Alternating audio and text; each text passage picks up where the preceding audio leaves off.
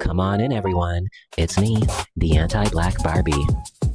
Today, we have an exclusive interview with someone you all might know very well.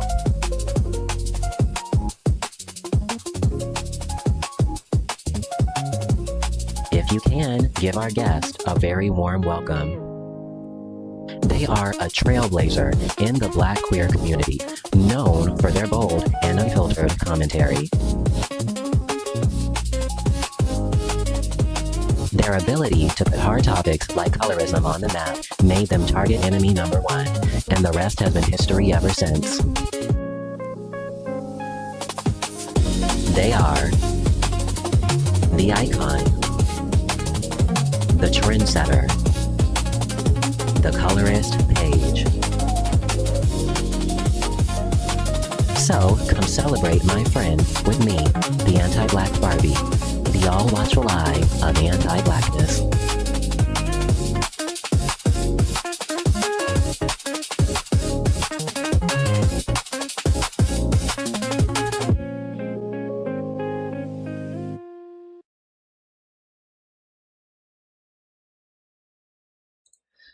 Welcome, everyone. We have a very special guest in the building, Truth Speaker 02. How are you, love? Hey everybody, hey Barbie. Hi. Are you excited? You Sorry, I nervous just to had to be get some here? water. What'd you say? You excited? Nervous to be here? No, I'm really excited. I'm very excited to talk about, the page and like everything that's just been happening over the years and just, talk with you. Yes, I'm literally so excited. I've been literally slaving away on that intro. Can we talk about how cute that was? Yeah, I really love that intro. Like, I was so blown when you sent it to me. Well, when you first sent me, like, the thumb, oh my God. And then when you sent the video, I was like, well, when you showed the video, I was like, oh my God. And then when you did the voiceover, I was like, you did your thing. Like, it was everything. Thank you, my love. I'm telling you, I would not do this for anybody else. Anybody who knows me knows, like, I work two jobs. I have a man child of an ex Yeah, boyfriend, so many other things going on. So I'm like, but this, I was right. like, no, we're doing this today. So, yeah. And I just want to first say, before we even get started, it is an honor to have you on here. I know that you're really private about your life, and I don't think that most people have even heard your voice. That's how secretive you've been about, your identity. So for you to come on here, of all places, really means a lot to me, and like I'm honored. I really am. Yes, of course. I wouldn't really do it for anybody else. So, I was like, I have No, to come through. Yes, you I said I came have to come through through. for you. You always come Hmm. through. Let me tell you, we're going to talk about that too. I saw this post the other day, or I think it was for I made this thing Hmm. around my rebrand, and I need to look this up so I can Right. show our audience. But I was looking in the comment section, and guess who was in the audience? I mean, who was under my post, like when I rebranded into Anti-Black Barbie on the first day? Ooh. You. Oh, And it's like that was in 2023, so that's just Who how was that? long Oh, okay. that's like how long ago we've just like gotten to really like know each other. And how do I make Hmm. this full screen? I'm trying to make so the girls can see. Lord, let me, child, give me 1 minute. I'm trying to make it full screen. I'm technologically deficient. Hold on for me 1 minute because I want them. I don't know. Wait, let me get this chat going up too. Oh, okay, so chat is up. Chat is up. All right. I sorry, I have to get everything ready before we get started. Um so I don't know how to make it full screen. I probably should have looked into this when we were talking. Um but we can still, Lord, give me 1 second. Yeah, no problem. Child, give me 1 minute. I'm sorry. I'm the worst. Okay, we're not gonna break the mood, so we're gonna keep going. I'm gonna figure out how to get the screen up in a second, or maybe I'll pull the screen up when we start looking at some videos. But we've got some comments in here. There's so many girls in here who are excited. It's really funny because there's so many girls who have actually requested you to be on my page, and I don't know if you realize this, but you have so many fans who really, really are like wanting to hear this interview. Do you know, like, For real? yeah, honestly, like, is it like for you, you don't really think that you have a lot of impact, or do you know like how widespread like your influence has become? Sometimes I really don't know. Like, honestly, I don't. I kind of compartmentalize it in a sense. Mm-hmm. I think somebody tweeted me a long time ago, and they were like, I think this kind of changed my perspective. They were like, I love your page, but it's hard to follow it every day because I see so many like tweets that like hurt people, and Mm-hmm. I remember making a tweet like, please do not internalize this. This is just for you guys to recognize a pattern. Mm-hmm. So I think after that, I was like, wow, I have to really compartmentalize this because it can be a lot when you constantly see Mm-hmm. tweets about people stating vitriol against dark skin, or Mm-hmm. black men, or just like the whole things of that nature. So Yeah. I think after that, I was like, let me just distance myself from the page, but not Mm-hmm. like distance, meaning like post on the page, do the page, talk to people, you know, do my thing, and then go about Yeah. like my life, because people swear we don't have lives. Yeah, you definitely have a life. Like that is like the one thing that I really Yeah. want people to understand is that you are a very busy person. And it's so funny because like I kind of like expected your answer to be that like you are such a wholesome person and like you don't think too much of yourself. And I think that's the really, really funny part about the Tiffany Pollard thing. Like it's going to tie me back to the Tiffany Pollard thing is like you have been more or less like claim the HBIC of this sector, and she is more or less like symbolic of like who a lot of people think you are.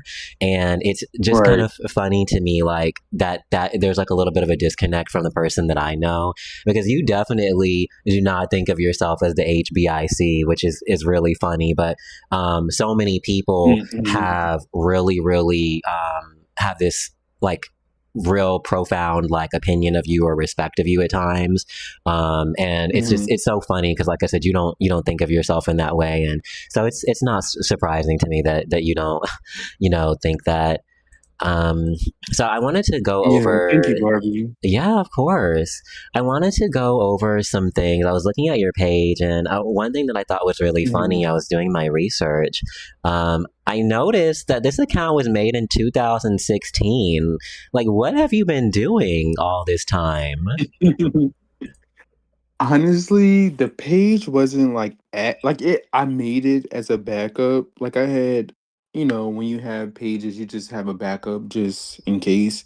So I made a backup, just had it for years, and then I think on my main, I think yeah, yeah, on my main, I think around like what 2021. Mm-hmm. That's when like the OF girls have been, they were on Twitter, and they were, Twitter was kind of changing from more of a Mm-hmm. social platform to more so like a platform where, the creators were, posting their things and Mm-hmm. promoting. And like at first it was Tumblr, if you remember. Tumblr was Yeah. like where the porn stars or whatever you call it, the content creators was over there.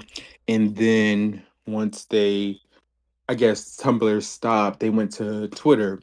Mm-hmm. So Yeah. around 2021, I was like an undergrad. I was a baby, so Mm-hmm. I would just see comments of just black guys Mm-hmm. asking like, "Why are you not creating with black people?" Or just seeing them not really represent themselves, or yeah, saying that they want representation, or you know they're the main ones supporting these creators, but Mm-hmm. they're not getting any representation in the films, or you Mm-hmm. know the creators that they look up to or they respect or that they love or kind of ignoring them. So I was like, let me just start seeing something. So I think Yeah. around 2021 when I started to get really active and notice Mm-hmm. certain stuff. And then I would say what really turned into like the page it is now Mm-hmm. was to make sure there was a continuous conversation on colorism. Mm-hmm. Because especially when it comes to desirability politics, when it comes to the LGBTQ community, especially the gay community, like I focus on that because our desirability is like a social currency, and people Mm-hmm. always lead with their physical attributes. So I was like, let me get on here, let me start saying stuff, and I think also this was around the time where I was taking like I don't know what a couple Black studies classes. Mm-hmm. So I was like I combined the two in a sense. And I wanted to spread a little bit of awareness, but I also wanted to like Mm-hmm. speak out for people who felt like they weren't getting represented and like why nobody was saying anything. So that's kind of how it started. And I have questions around that because I remember the first time I started making posts about other people. I mean, my anxiety was through the roof. And, I just wonder for you, especially like someone who is more or less like the blueprint, I would say, for this kind of behavior, because a lot of people don't know Mhm. who you're speaking to, because I think maybe we should all just we should take a step back and just kind of give a little bit of context. So, you made this page or started using this page around 2023, and you kind of started using it, like you said, to really make a higher sense of like racial consciousness and calling out people who may have exhibited certain behaviors. This was the blueprint for essentially what my page is now. So for anybody who does not really like follow you or is more so like familiar with me and hasn't met you yet, you were the first. Well, I'm not going to sit here and say that there weren't people before you, because obviously Mhm. there were, but I think more so you Right. created a very specific style of like Yeah. conversation, and I more or less wanted to just lay that foundation because I know that there may not be a lot of people who know like about you. But how did it feel, like those, I guess, like maybe first year or so, like having to post about these people and all the scrutiny that sometimes you get when you post about them? Um, it honestly felt weird because it's like I didn't care, but then again, like I cared in a sense, and I was really doing it from a genuine place. So that's why I feel like it got to a place where it got to. Like, I wasn't really doing it for any like gain. I wasn't doing it for followers. I wasn't doing it for to become popular. I.e., that's why I haven't showed myself anyway, because I don't need um that recognition. I just wanted the conversation to be highlighted, and I felt like it was just important for us to highlight that. I mean, you will have people on Twitter saying freely, still to this day they do it, but not as much, that saying like, this is my type. I like light skin this or white men this, or I don't like dark skinned people. I don't like fat people. And I say that structurally, but all these derogatory things or all these things to oh yes, all these things freely without anybody saying anything. People were just letting it slide, and I felt like, where is someone really speaking up on it? And so that's why it really kept me pushing. But also, I want to thank you for that love that you just said too. So Yeah, of yeah. course, always. It's what was I gonna say? Because I had a really good point. Oh yeah, so here, this is what I was gonna say. It's so funny because the environment that we're in now is astronomically different than it was, 2, 3 years ago. And there are still people, Mhm. who will get out of pocket. Trust me, there's the girls who refuse to learn. But it's so interesting because I think that Mhm. people, especially now, sometimes forget how bad of an environment it was. And it's Mhm. really funny because, we'll talk about this in a little bit, but it played, I think, a large part in why I wanted to be anonymous, and I think that I still am anonymous, because of the fear and the shame that sometimes like comes with people, or even sometimes the repercussions that come with these conversations. Even if I don't necessarily care what anyone thinks, these people were really, really intense about finding out who, you were, and, where you lived, what job you worked at. I remember that specifically just being a constant like conversation about people trying to get to you. I've never had that happen to me. Well, okay, I'm not going to lie. I've had a few girls try to get me a few times. I have gotten myself in a little bit of hot water. Not going to pretend like I'm innocent, but not to the degree. Barbie, you was, yeah, I was going to say, Barbie, people was definitely threatening to you. Yeah, we're going to have to talk about the death threats and the court threats, because child, between me and you, Jesus fix it. What? Jesus fix it. Yeah, but I think just thinking about that, like, so were you more so did you ever like have feelings like that you were worried about like possible repercussions? No, okay, so not really. Oh, Like, okay. if I got exposed now, Mm-hmm. I wouldn't care. I think, yeah, okay, I'm not gonna lie. In the beginning, yes, in terms of Yeah. like schooling, not what I looked like, because when I was doing the page, I was in school. Mm-hmm. I was in college, so I was like, oh, they're going to like try to get me kicked out or something, because I really had people threatening me, like saying like, Mm-hmm. I'm gonna find out what school you went to. Even somebody, I think that actually, I don't know if they went to the same school as me, but I described where I was getting my degrees from, and he Mm-hmm. was like, I know where that school's from, where you're getting your degrees from, and I was like, oh my god, people are really on my ass. Mm-hmm. But I wasn't like nervous because of like like in terms of what I look like. It was just Mm-hmm. more so like, or just where I worked or anything like that. It was just like people were really threatening to unalive me. One, Mm-hmm. they were threatening to sue me, and they were threatening to uh dox me and like get me kicked out of school and things like that Mm-hmm. nature. So I was really nervous about that, and that's why I never show myself. Mm-hmm. And kind of like similar to you, like I don't show myself now because it's like, for what? Like it's been going on so long that what would be the point for Mm-hmm. me to show myself now? But like, I mean, if I was to get exposed, aka, because I don't know if you saw this tweet earlier, somebody was like, old girl knows what I look like. I'm like, are you sure? Even if they did, I wouldn't care. Like, Mm-hmm. it wouldn't be like a problem or anything like that. But yeah, in the beginning, it was definitely like Mm-hmm.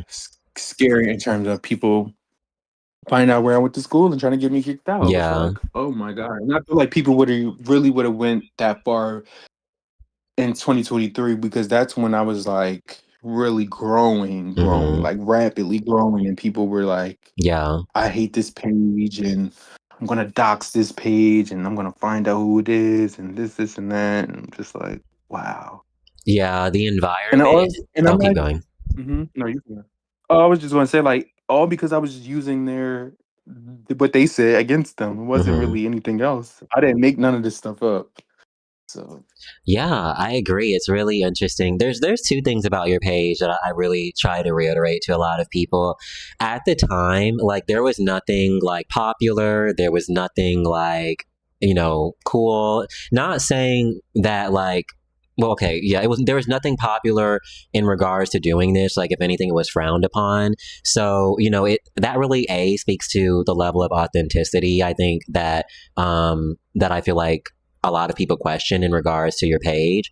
But I also think the being anonymous as well, in my opinion, also really, really speaks to your character too, because I think, so many people, especially like that I've noticed, want the glory, or they want, to be the face of these conversations. And, and it's like, that's something that I've always noticed with you is like, and I think that's what like a lot of other people notice too, that sets you apart is you clearly really have good intentions, in my opinion.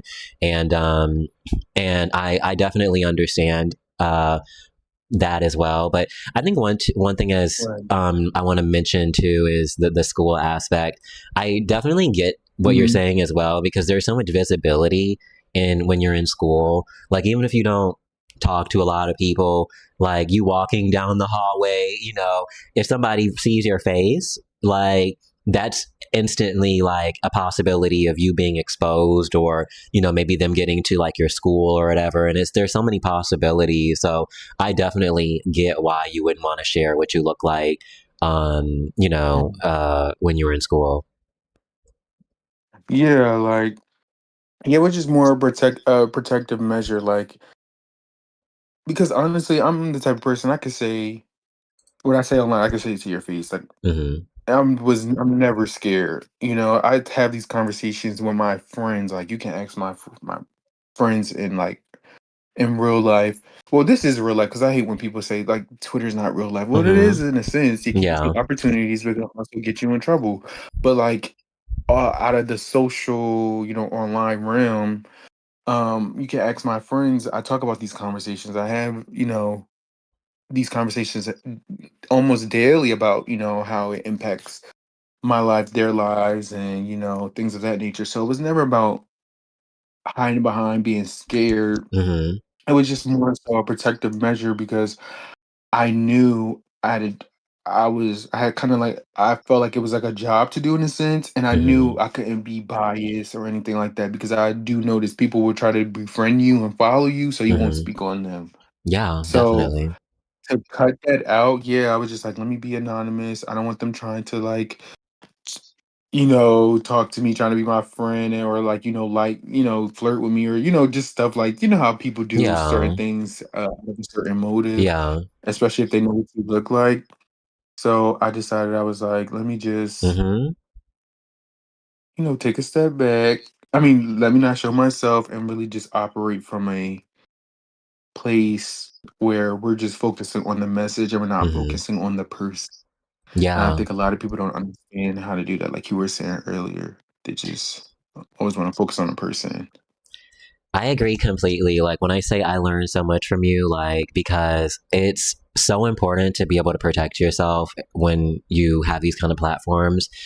And more so, I think really the issue that happens in a lot of these conversations, it doesn't really matter what it is, whether you're too old, whether you're too young, whether you're attractive, whether you're, unattractive. Someone's going to find a way to poke a hole in like your credibility. And it's like, when you just completely remove the element of like any possibility that, someone could try to do to like negate your talking point, you basically have like won like 90% of the argument, because that's how these conversations always go.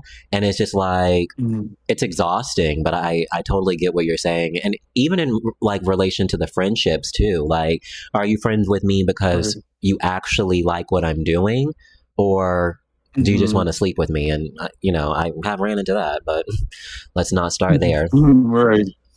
Okay. Let's not. Yeah. But you're on point with that.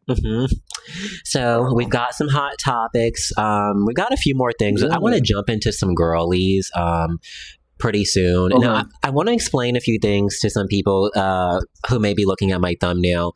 We're not going to go over every single girl, but I think that I wanted to try and put the people who I feel like, ooh, and then we got Tiffany on there twice, y'all. Sorry. I wanted to put the people who I feel like really reflect your page the best, and I think some of your strongest posts. Of course, there's going to be some people on here that we're not going to talk about, and there are going to be some people who aren't on here that we are going to talk about. But there's a lot of people who are confused. We're not going over every single girl. We don't have the time or the energy. But we are going to go for the really, really core parts of, I think, True Speaker's journey throughout, the last like 2 or 3 years. And let's see. Now, before we kind of get to that, let me see. I had one thing I wanted to look at. 1 second.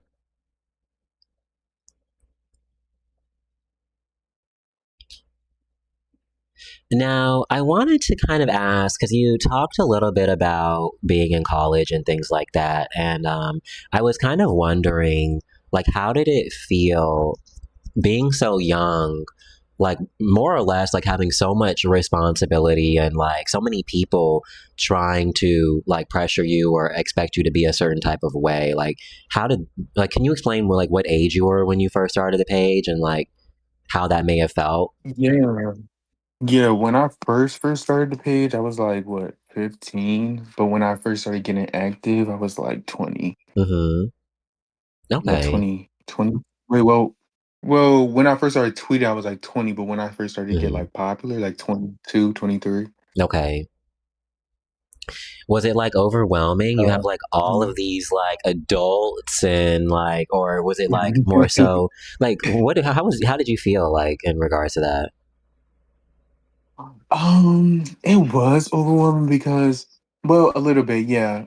At first I felt like, what am I doing the right thing? Mm-hmm. Because you have so many people like browbeating you, Mm-hmm. and you have like people who are saying like really, wild stuff to you. And I'm not gonna lie, I was popping it too. Like, you know what I mean? Like I was Mm-hmm. popping it, they was popping it. So Yes, we was both ma'am. popping it, but it was like Mm-hmm. I was getting a lot. But I did have, a good support system again, like, you, Raccoon Alert, Mm-hmm. Sin K, to name a few, Sid, like Zodiac, Bushi at first, Mm-hmm. Zion, Redacted, there was some other people too, Rashad. Yes, Yeah. If I you have had a more, whole there was village more. backing you up. Yeah, like it. Yeah, there was a more, and I apologize. Charge it to my brain, not my Mm-hmm. heart. But I had people. I could like really lean on. That was really taking up for me, like Mm-hmm. backing me with things. And they had the y'all. Y'all individually were growing too. Y'all pages Mm-hmm. as well, but it was like I had support, but I had a overwhelming amount of hate too. Mm-hmm. Now it's kind of like balancing out. And if I get hate, I have people that more so like no, no, no, blah blah blah. So it kind of switched, which I'm very grateful for, and I'm thankful that people were actually understanding the page. Mm-hmm. You know, and I always say to those who be like, "Oh, I love your page," I always say, "Thank you for understanding," because you really don't have to. People could just take it, and say you're just a hateful page, or you're dumb, Mm-hmm. you're stupid, blah blah blah. Those types of words, and spew them at me, and I'd just be like, okay, but Mm-hmm. they don't do the research. They don't look at other things I talk about. I talk about a bunch of stuff, but they only Mm-hmm. focus on like me clapping back to other people, you know. Oh, and also to go back to it, to your question, I even had like, writers and people who are actually very prominent in like journalists and things, hate criticizing my page too. So Mm-hmm. it felt like people who are of these higher statures, Mm-hmm. quote unquote, these girls with PhDs and these girls who are writers and journalists and things like that attacking me, Mm-hmm. and it's like, wow, it does make you kind of second guess what you're doing because of Mm-hmm. these people kind of they do hold weight in areas, but I always say when you're genuine and you Mm-hmm. feel what you're doing is actually right and you don't have really any malice behind it and you're doing it because you feel as though people who DM you or other people like that don't really have a voice, you Mm-hmm. do it and you continue to push through it. So Mm-hmm. I just pushed through it and I was just like going with my gut and it never really failed because Mm-hmm. people still, support and people and it's just still a conversation of people kind of watching themselves because they'd be like, oh, the colorist page is gonna give me. I know it's a joke, but that wasn't happening a couple years ago. People were Mm-hmm. just saying stuff. So I do Mm-hmm. think people now watch themselves a little bit Mm-hmm. on the things that they say, and plus not just me, you of course, and like other pages Mm-hmm. that are similar to ours. So You have an yeah. entire movement. I mean, it's funny because we were talking about this yesterday, and you made a really great point. Is that there is an entire term called the colorist pages, And it really just reflects a person who is behind an anonymous account who likes to talk about colorism, racism, anti-Blackness. And so, it's really interesting because, like I said, I know I said it a little bit earlier, but you've cultivated an entire movement. And, you don't even necessarily have to be the one who checks these girls anymore. Like, there's not only these colorist pages, but there's just other people as well who are a lot more motivated because I think of a lot of the work that you put in. Of course, like, we're always going to pay homage to our other girls. I'm going to always name drop my Zions, my Zodiac, my Redacteds. Even my For Black Men Only. He's been popping. I love him recently. And, so we have all these really cool people. He's definitely doing his thing. He's doing his thing. Yeah, I like him. I like even some other people. Kid Keiki, he's pretty cool. Yeah, Kid Keiki. I think they're in here right now. I want to talk about one. Oh, sorry. Yeah, let's talk also about some other girls. I didn't mean to cut you off. Sorry. Oh, no, you're good. I was, who else? Prince Onyx, he be doing his thing. I know. She has me blocked, of course, but she's doing her thing. Sorry. It's okay. Follow her. I'm not upset. Follow her. Yeah. Okay. Sorry.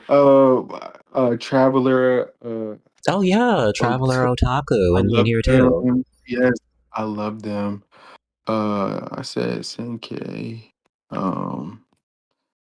Who else? Soul Prince, he's been doing his thing. Oh, Erotic Corpses. We've got our Erotic Corpses. Yes, Erotic. We gotta give her. Always give her. Yeah. There's a lot of girls. I know we could name drop forever. Yeah, I can't even think of. I'll make a creator spotlight later. Pro Intellect. Pro Intellect. How did I almost forget? Yes. That's a very heavy hitter. Pro Intellect. Yeah. Yeah, we're gonna do like a little creative spotlight one day and just really so I can show off the favorite girls. But yeah, there's some in there commenting now saying Bantu Otaku says that's me. So yeah, we've got some of your best supporters in here. Some of the people you named in here are actually in here. Now, shout out to them. I love them. Yes, shout out to them. So I want to start pivoting to some history, some fun history. Now, we can't start talking about the Colorist page without really just where I feel like it all begins. Now, please correct me if I'm wrong, but I feel like the origin of really where you truly started to pop off was the Bob the Drag Queen debacle. And I want to just read off this. I want to show the audience this tweet that you posted.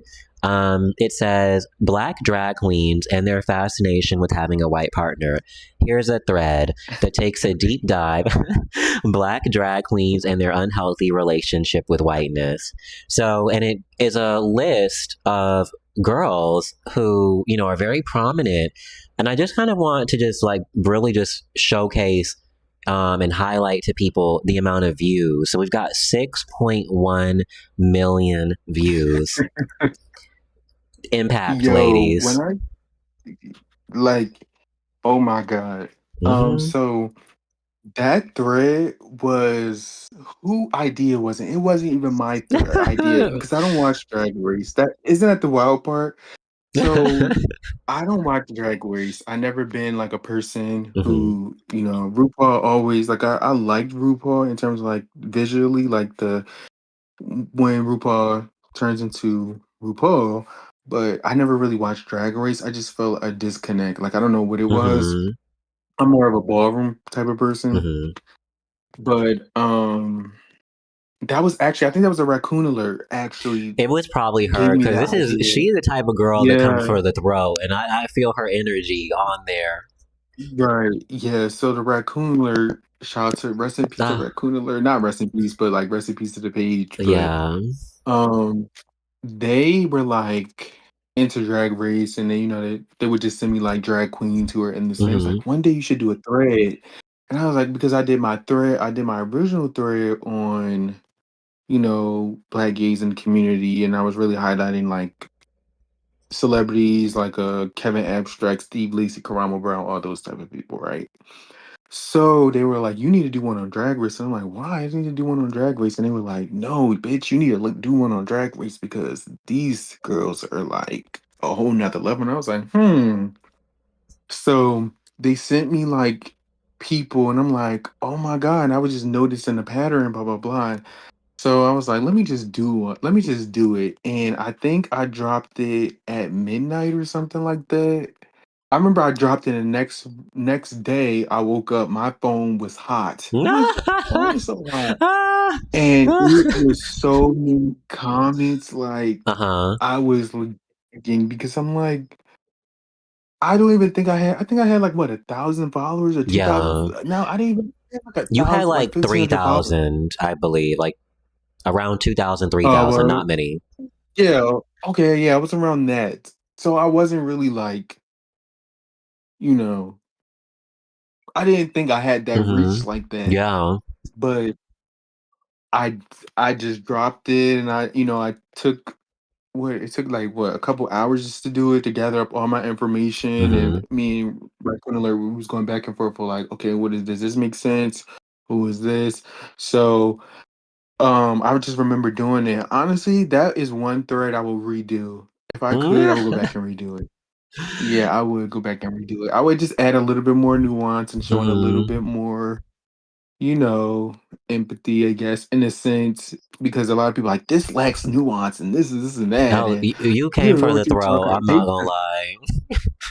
Yeah, because at that point, at that time, I was like, "Fuck nuance. Who Yeah. cares? Like, throw all of that out the window. Let's Yeah.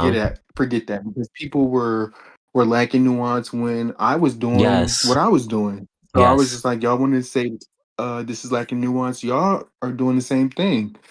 So that's how. That's why the thread became what it is, and I think Mm-hmm. that audio took it to the over the top. If you know what I'm talking, like that audio with Bob and Monet, I Ciao. think. We Yeah. gonna get to That I that. think that's what that put the icing on the cake. Let's get the Like I could audio going, ladies.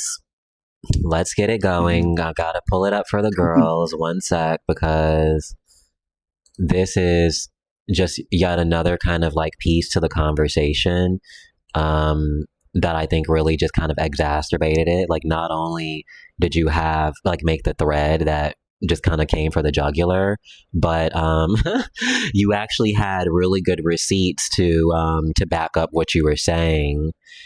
I'm gonna share my screen with you really quickly so you can kind of see what I'm about to play for the girls. Okay. We're gonna play this Bob the Drag Queen moment. All right, can you see my screen? Mm-hmm. All right, let's get these receipts because we love receipts, ladies. Okay. Mm-hmm. Like tenacity and really knowing how to suck a dick. Harlem hookups. Oh, Harlem Hookups is Miss Thing. Can we get him on the podcast? Oh my god, we should reach out to Harlem Hookups. Girl, like because a lot of people like you watch his porn and in the comment section like I can't believe he had that white boy calling him a nigga. I can't believe. Oh my god, this is ridiculous. I'm like, that is so hot. It's kind of hot. Is that horrible? That is so horrible? bad. It's kind of hot though. Oh my god, our listeners are gonna be like, what the fuck is wrong with y'all fucking motherfuckers? Like, I don't necessarily think that I want it for me, but I like it. It was kind of hot to see someone else having that interaction. Oh no, that could not work for me. Oh bitch, we will be fighting. Okay, so they're full of shit. We know that. Like, but I think it's funny because Bob the Drag Queen was one of the most vocal people in regards to the thread and feeling like it was unfair. Right. But it was really funny, and I think this really highlighted the hypocrisy a lot of these people have when it comes to being honest about these conversations. Because it's like, I mean, you are well within your white rights to put at least Bob the Drag Queen on there. Now, the others, maybe they can sit there and BS it, but like Bob, it was just, and I think the reason why he was the most offended was probably because he was like the worst offender. Right. Oh, I just kind of spilled. He said something. Yeah, he said something. I think almost everybody I mentioned said something, except for like two people. Of course, RuPaul didn't say anything, and then I think one other person, but I think everybody else saw it because people would just say me like certain small clips of They were all people. going off. Hmm. They were, and Child.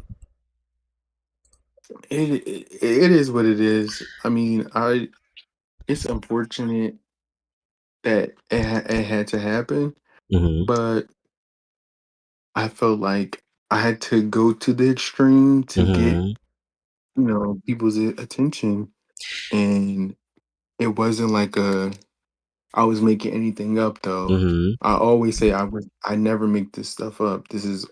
I get this information from what y'all say. Hmm. Y'all just don't like how I talk about it.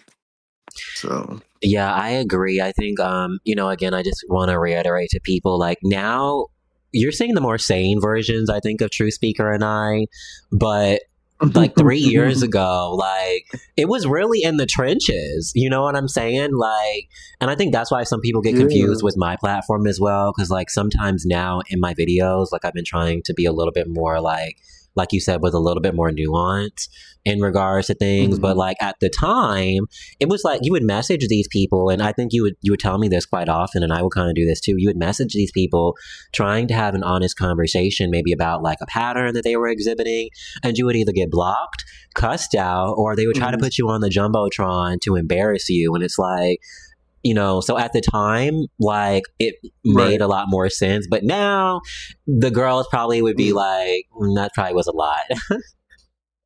Right. Like, and I'm glad you brought that up too, because a lot of people were like, why don't you go about it a different way? And I was like, I have went about it a different way. People would send me information. I would, okay, let me DM you first. Let's talk. Let me have a conversation with you. Why this is wrong, how this is offensive. And people would just, you know, go off and say F you and you're a weirdo and just like different things of that nature. So I Hmm. was like, I stopped doing it like 3 years ago. Like once people I noticed that it didn't really change anything, I stopped doing it. And I have Hmm. people who do now, people do that. I know, and they send me screenshots of like them asking, the same questions I used to ask and things like that. And I'm like, oh, at least people are kind of going about it in a way where I used to. Hopefully, it worked out. It doesn't seem like there's working out for them that much, but Yeah, they can if they um, want. I'm like, I'm over it. yeah, they doing. I stopped doing. I was like, child, after the first. I mean, after doing it for so long and people really saying some really disrespectful stuff and feeling like they eating it because they said something and block you, Hmm. it's like, okay, I'm going straight to it. Like, I'm not even Yeah. going to have any type of. If Hmm. they show some level of compassion and kindness, I'll take it down after. But only Right. after. I Yeah, want to only after share though. one more piece, just kind of like the Bob the Drag Queen saga. Like, and just, I really am only doing this because I want to record just how much history these pages have, because like I said, there's so many people who may come to my page and are just now introduced to me, and like I said, there's so Hmm. many things that have led up to why these pages are so popular, and like the disappointment that a lot of people have like had to experience at the hands of a lot of our enemies, I mean, so it's like Hmm. now it makes sense why like the girls are probably tired of like just being disappointed, and now they've just pivoted to us. um but I wanted to Hmm. share just a little bit more of the Bob the Drag Queen interaction, and just to show how many people were upset, just kind of like about what was going on. Can you still see Okay. my screen? Yeah, I can still see it. You're showing Okay. a space, right? I remember I wasn't in that space. I was asleep, You miss and every somebody. single space. I was so mad at you every I single do. I time. don't get. Yes, because I do not. I don't know what it is. I do not get notifications of a space happening at all. So even like my DMs, I don't get notified about my DM. Like if someone DMs me, I really Hmm. have to be logged in to see the stuff. Hmm. Like when I tell you sometimes I disconnect because it's so much You I have look to. at. Yeah, and you know, you Child, your understand. inbox is 10 times more chaotic than mine. So, and I'm about to lose. You see me. That's why I'm so frantic all the time, because people are always like Mhm. trying to go off on me. Now, most of them are blocked, Right, but I mean, I think that was why my right, energy was so frantic, because it's like, oh, like this is a lot. And it's not even a fraction of right. like what you deal with. No, yeah, it's just I just so disconnect. Child, you got to. Let's play this because it's really Right. funny. There's this fun back and forth. And it's really funny. Like, I want to show you all like the Bob the Drag Queen saga. Wait, let me be careful because I don't want I don't want anything crazy popping up. 1 second. The Okay. Well, actually, you know what? Never mind. I'm just gonna stay on topic. Okay, because I'm doing too much. So I'm gonna play these audio clips real quick for the girls, just so you can understand what the I environment was don't think like. that I don't think that people are And let me saying if just you date a wait. white Why is person. it doing this? So we have King of Reeds, who is the one speaking, and then this is me, Frog Princess, when I was undercover. Just so you all know, Frog Princess 26. But let's go ahead and play this so you can get an idea of like what the and Raccoon Alert. Oops, sorry. So you can get an idea of what the Mhm. energy was like. In a relationship with a white person Oh, let me that you start want to be over. white, Why you did I do want to that? be this and that, da da da. But I don't think that people are saying if you date a white person in a relationship with a white person that you want to be white, you want to be this and that, da da da. But I do think there is some sort of correlation between all of the black drag queens who've been on Drag Race and all of them having white boyfriends. Like, we can't have a conversation about interracial dating when all of the interracial is whiteness. Like, nobody's dating. Like, I'm not seeing all the black drag queens be with Asian men, and I'm seeing this white man. So, like, if we had to do a poll, majority of them are white men. So yes, that is a conversation. When even with the person who me, Okay, let I me go don't to the think that next people are one. saying if you date that was a conversation that you all can't really explain yourself out of. So if we're sitting here and we're like, hey, a lot of the black drag queens on RuPaul's Drag Race have white boyfriends. Like, what's that about? And then also, two of the most known black drag queens on Drag Race are laughing about a white man calling them nigga white. Like, that's going to make us question and be like, bitch, what the fuck is going on? That's not some shit that I'm And even and what I'll say joking with is my that like friends. and you Like, we have might say every something about a right. Tamara coin, but I'm never jokingly making a comment about, especially like something on that. Like, I'm just not doing that. I'm just not Well, doing it. and that's the thing. You have every right to be like that. It seems like a questionable joke to me. Humor is subjective. You have every right to be like, But that's not wow, humor. that That's seems. anti-blackness. I mean, there's a difference between Well, I humor mean, and anti-blackness. Like, I'm Mhm. not jokingly, like, I'm not jokingly saying making a racist joke. Like, that was race play. You joked about race play, and I'm going to reiterate that humor is subjective, and just because few people don't find different things funny, I know that there are a lot of people who use humor to deal with a lot of things in their life to make jokes about things. Okay, so you all got to kind of like see it for yourself. Like, we even had people as popular as King of Reeds on here. Just like this was a real topic of Mhm. discussion, and this is not really the first time that this has happened with you. And I think I just really wanted to highlight this specific moment because it really, really, again, I think speaks to the impact that your page has had over these last few years. And we'll go over a few other things too as well. Right. Okay. What did you think about Well, we'll close this segment out because um we've got a good amount of time, but we have some other topics. How did you mhm. feel about like, did you see this clip before, or did you ever know this was happening, like the King of Reeds thing and all of them? So yes, but I don't really. I can't remember 100% everything, but I do remember you telling me about Oh yeah, what was going on. Yeah, you did tell me about this stuff, and I was like, oh my I god, I tagged you wish in I like would have. everything. Yeah, yeah. I think me and you and Raccoon had a group chat. Yes. Oh my So god, I miss yeah, her. so I think yeah, so I remember. I think you sent it in there, and we were like looking at it and stuff like that. So um, yeah, but what I thought about the whole situation, I just feel as though like Bob the drag queen in specific, he just didn't know how to process what was happening. Mm-hmm. I think because I don't think nobody has ever like Mm-hmm. not chastised him, but like ever said anything Mm-hmm. like to him about the things that he said and his Mm-hmm. desire and his attraction and stuff like that, and how it is quite harmful to perpetuate these things out there with you Mm-hmm. having such a large platform of young black gay youth following you, and you making it seem okay to be fetishized and to watch race play, and people don't understand Mm-hmm. how dangerous race play is. So um and what it does to the psyche. Yeah. But but I think he just didn't know how to handle Mm-hmm. it. He just didn't know people had opposing opinions, Yeah.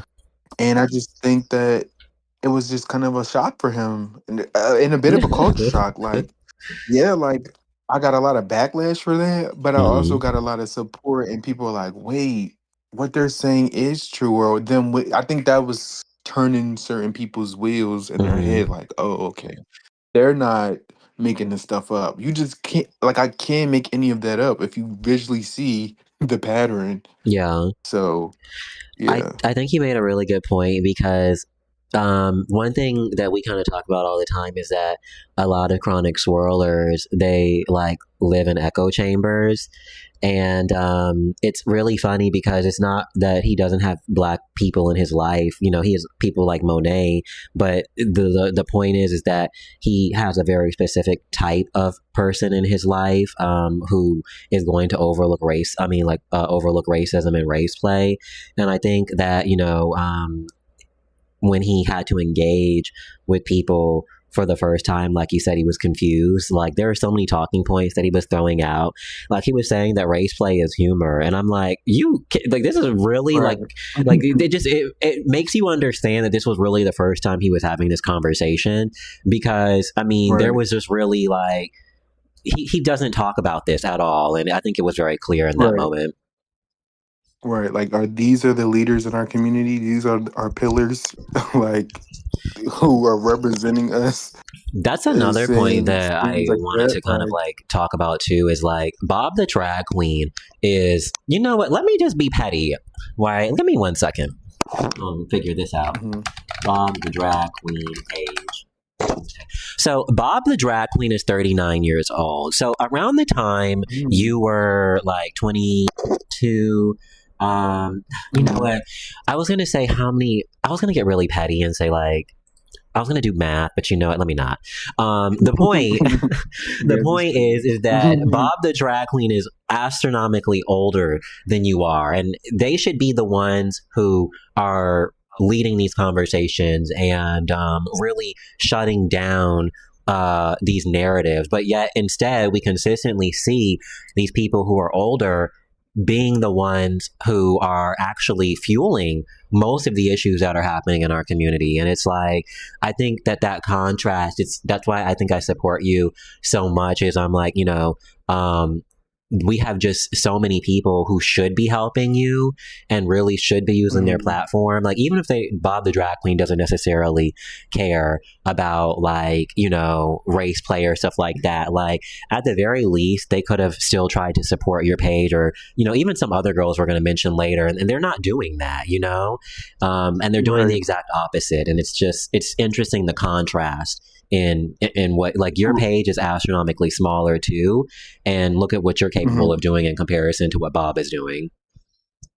Right. And I think that was another thing that was really disappointing when creating this page, of how many individuals who are older than me and in a different generation than me that are very complicit in that. Like people who are in like, and I'm not saying this is old, but like in their 30s, 40s, 50s, like defending this stuff, and it's like, what are y'all doing? Like, why are y'all making it this sound okay? But when you think about, I guess, the history, you kind of, I not you excuse it, but I do have a different understanding a little bit, because a lot of their elders or the mentors were wiped out from AIDS epidemic. So a lot of our, Black scholars and, you know, artists, philosophers and things of that nature were wiped out. So they really didn't have a lot of people to really look to from that perspective. But it still doesn't take away. It was just disappointing to see a lot of the individuals who were older than me take this stance against like my page or a stance supporting those types of acts.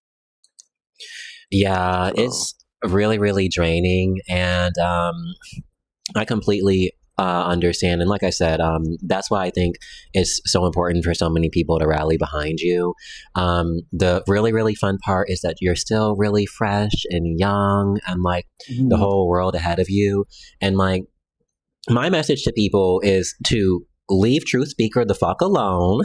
No, let me stop. I'm a lady. I shouldn't say that. But I will come for you and, I will hunt you down because I don't tolerate that. I think that, you shouldn't even have to be doing this stuff. And I know we talked about this earlier, but, but Right. I'm only 29, but, like I said, I went to college. Right. A long time ago, and when I was your age, like I said, I was out popping it, and it's not saying that you're not popping it now, but like I didn't have this much responsibility and stress, and the fact that you're having to do this is already very frustrating to me, and that's why I'm like, I always just try to go as hard as I possibly can, because I'm like, she should not be having to do all this. Like, this is where you should be having fun.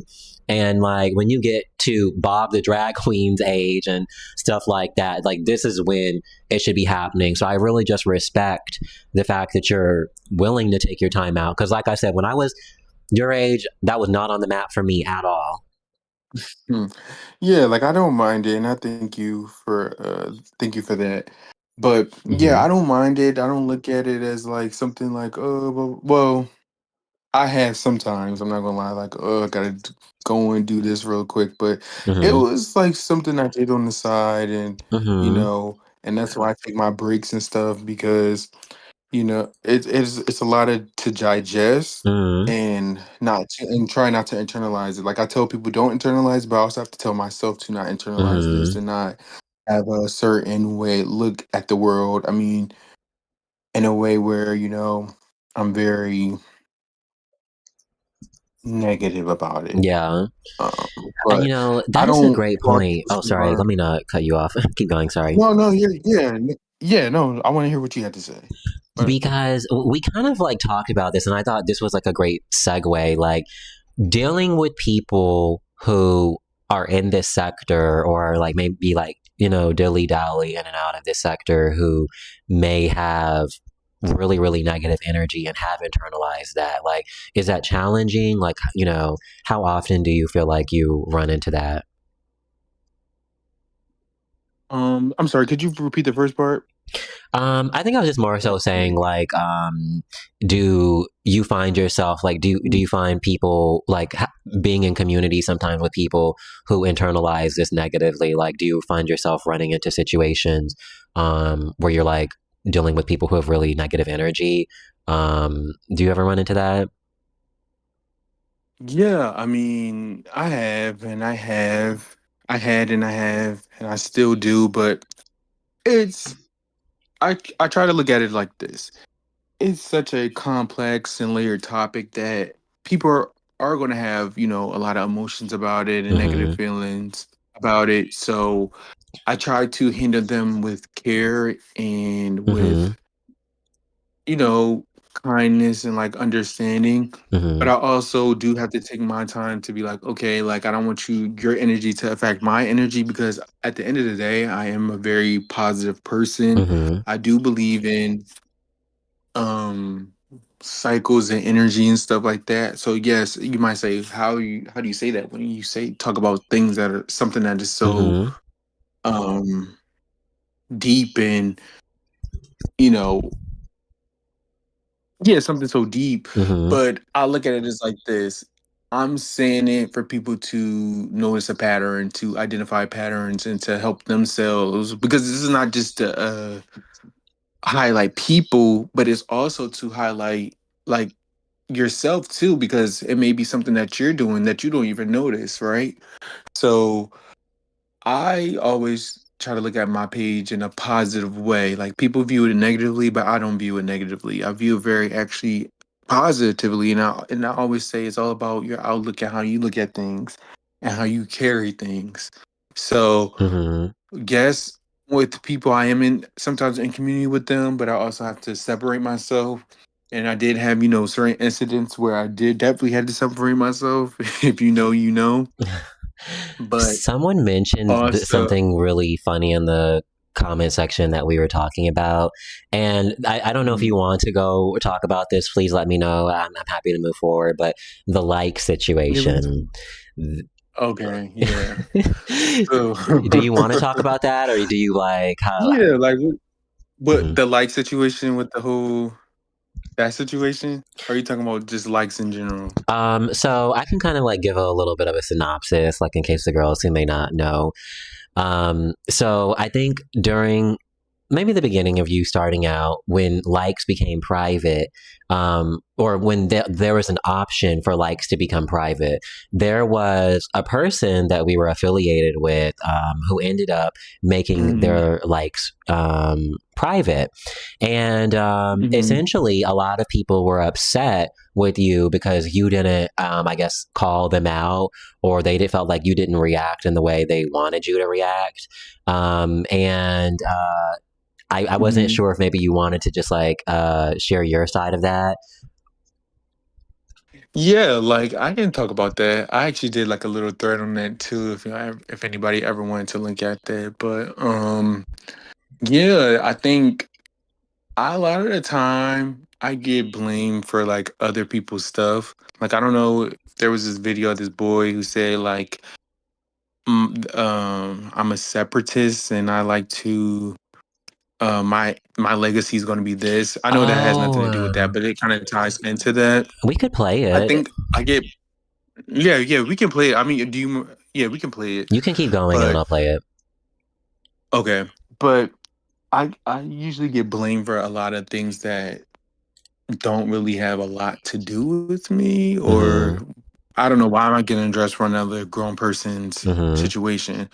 So what happened was, I think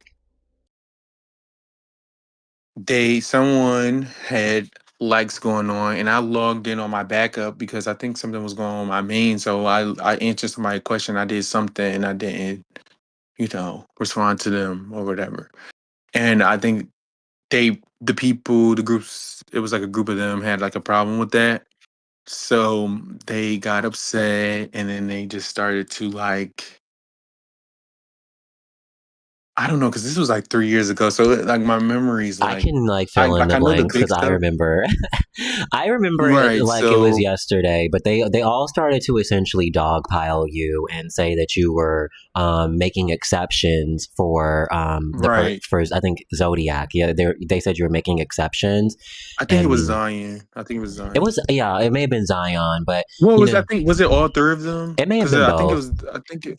Yeah, maybe. I think yeah, because they were just saying like their likes were like locked or something like that, Mm-hmm. and then they were like, "Why didn't you say something about likes?" And I'm like, what does their likes have to do with like what was the problem with their likes being Yeah, locked? I think their argument was So essentially that like we police other people's likes, but like now I guess people that we were close to, like that we were chit chatting with, they made their likes private, and essentially, the thing is like, for me, I think more so I don't think that it was that like invalid of like a question, but it was like the way that they went about it was very invasive. Like they didn't allow you time to respond. Like they didn't make it seem like you had a life, and it was like they just were like, you need to respond to this now.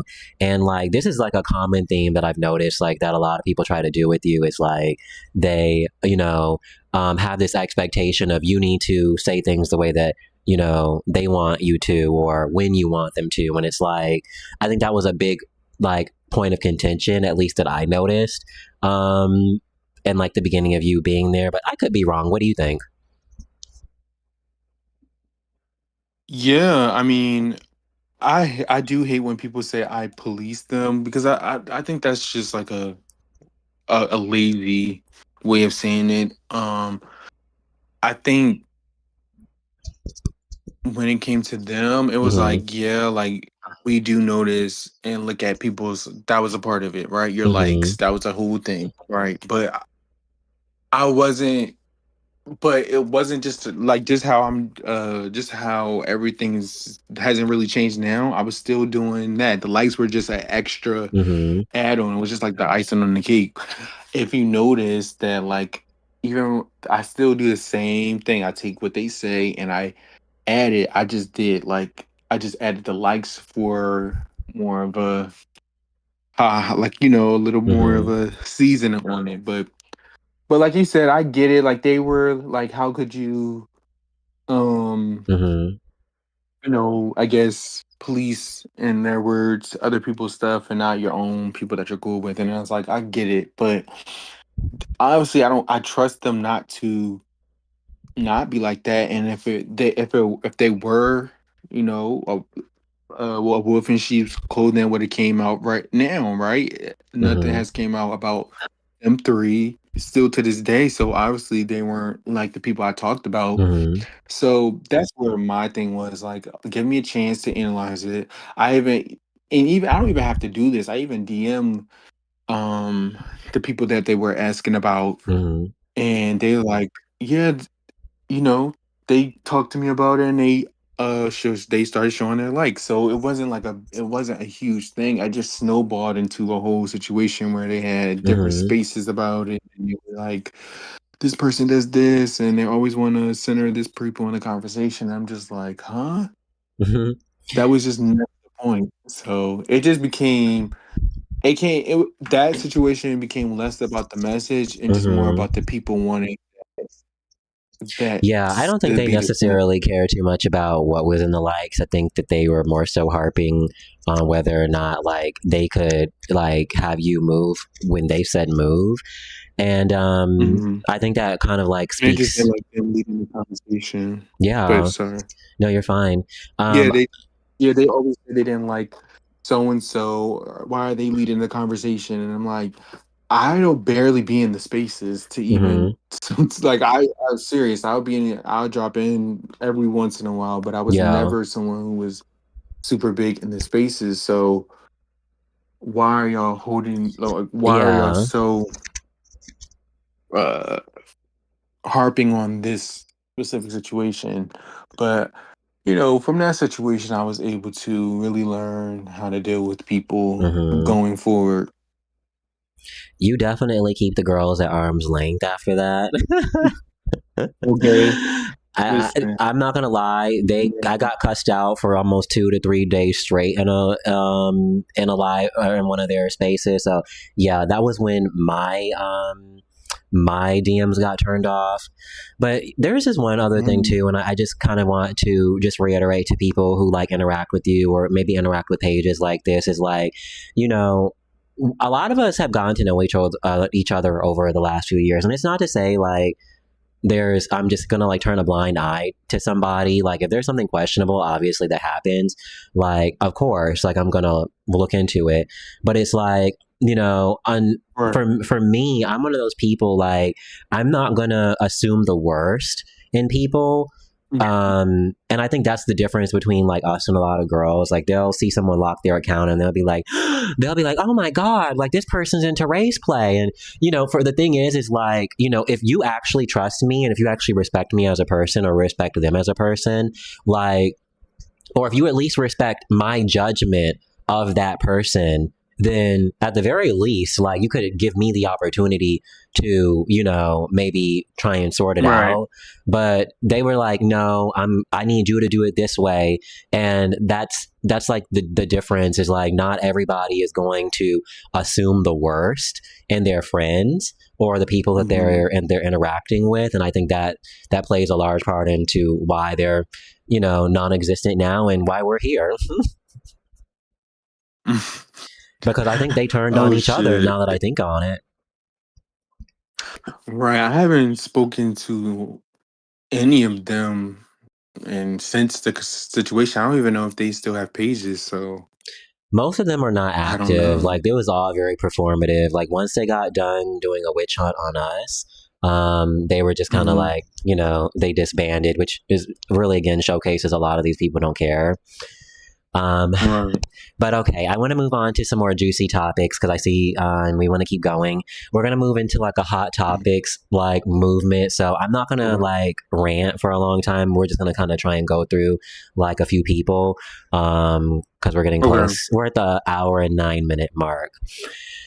So one person I saw in there that I thought was really important for us to discuss that a lot of people were mentioning was Nicosaesthetics. Now, this girl, I don't know if you all know, I've made several videos on Nico. She's in my video called The Lying Game, and I also put her in my Hot Topics video. But essentially, Nico has really had one out for True Speaker really since like the inception of their page. Really just frequently using their platform to try and like cause doubt. And, True Speaker for the most part takes the high road. Sometimes they respond, but I thought that this would be a really interesting time to maybe just like have a quick discussion about like, what it was like seeing, Nico use their platform in that way. And maybe if you had like any opinions of him before you were, so popular.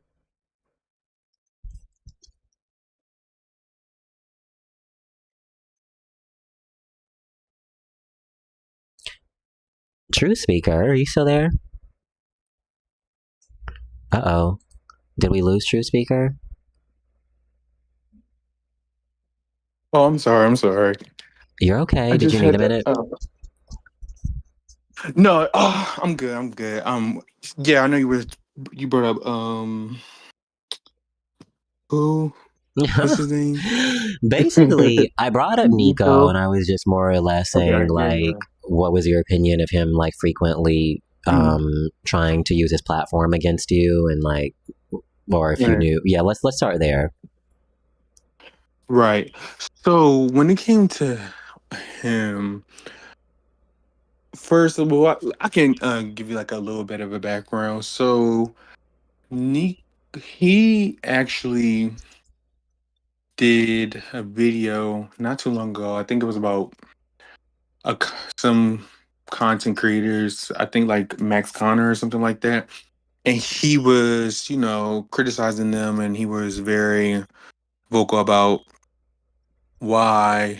Oh, I love that. I love Tamaya, but he was very. I love her. Like, She's so but cute. he was very. I know, but he was very like, he was saying some things that I really agreed with. I was like, Mm-hmm. oh, like he's not like these other people. He Mm-hmm. actually knows what like race play is. Well, what Mm-hmm. I thought back then, and like he actually Yeah, knows he what knew he's the talking talking about points. tribability politics. Yeah, he knew the talking points. So I was like, okay. So I sent him a DM saying, oh, that video you did was good. Like how you talked about that. Boom. Months go by. Months go by. So then I guess he started doing content himself, and I really didn't like care or whatever because I don't really pay attention to like a lot of these creators. But I noticed that he was doing content with non-black Mm-hmm. Latinos. So I'm like, how are you, this quote unquote black person, saying, up things about Mm-hmm. Max Connor and these other people? There was this other content creator he really mentioned because I used to say me and him used to go back and forth. I think his name was like Rain or something. Yeah. And yeah, I don't know. Yeah, I don't think you remember. It's like Rain. I have to go on my Rain under Twitter to Supreme or remember. something. Right, like it was something like that. So he was talking about him or whatever, and he was just saying things like that. So I was like, how are you saying something or criticizing him when you're basically doing the same thing? Now, granted, they weren't No, they actually were. I think he did have a white guy on there at once. So, and I think it was not just about, oh, you're sleeping with a white man. It was like, how Mm-hmm. are you criticizing them when you're doing the same, taking the same formula as them Mm-hmm. and doing it? And that's why I said something to that. I said something under, I think under like one of his things, and I think Bushi highlighted it. And I think that was when people started. It was like, oh my Mm-hmm. God, blah blah blah blah blah. And I think ever since that moment, he felt like he had to get at my page ever Mm-hmm. since that moment because I think he felt embarrassed. Like Mm-hmm. nobody really noticed that Yeah. how he would say one thing on his YouTube videos, but then you have a whole page Yeah. dedicated to race baiting, calling yourself some like primal or whatever. Yes. I Primal It was a lust. screenshot. Yeah, primal lust, right? So when that happened, he just ever since that situation, he just started to sub me and like I swear it was like 5 or 6 videos back It to back. is. Yes. Oh yo, and it was over the years. It wasn't even just like 1 year. He Yeah. always made it a point to say something. And then don't even get me started on Twitter. Like Yes. he will He's always sub aggressive. me. So when he would always sub. I would sub back. Like in this right now, I was like, why would we give a fuck about what Nico got to say? He literally just did a video with a white. So, but I used to refer to him as like the YouTube or whatever. So I used to be like, you gonna sub me? I'm gonna sub you. And he used to call us like, I think he still does Yes. homo hotep. But that's not. Yes. I don't even think that's a read. I It's think like when people what? try to use that as a read, like it's like is that Y- a supposed to be a read? Is that like what is Yeah. that supposed to be? He's Like, telling on the girls don't himself. believe.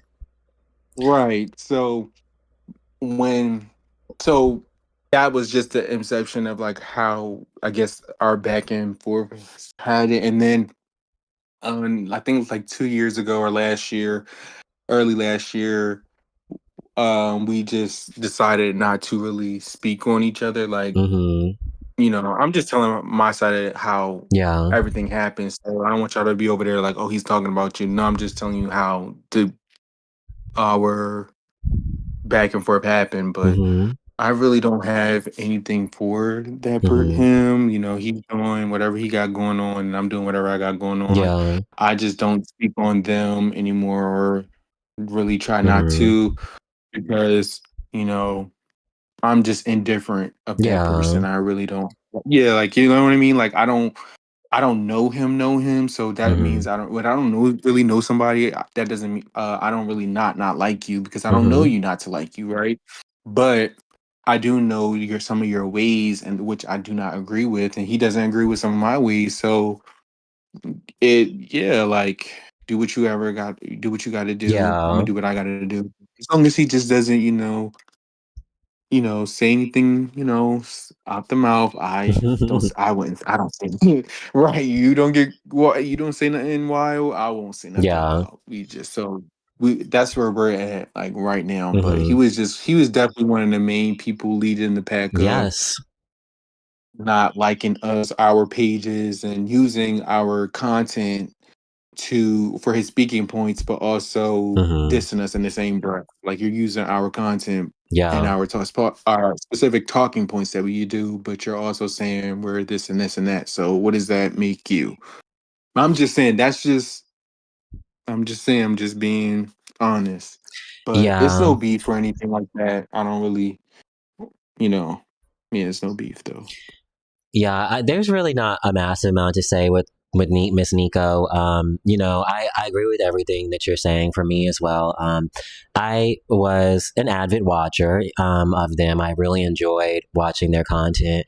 I would definitely say like in 2019, 2018, like Nico's commentary was definitely like very unique at the time because like nobody was really having these conversations, especially not on like a large platform. It was just very, very unpopular.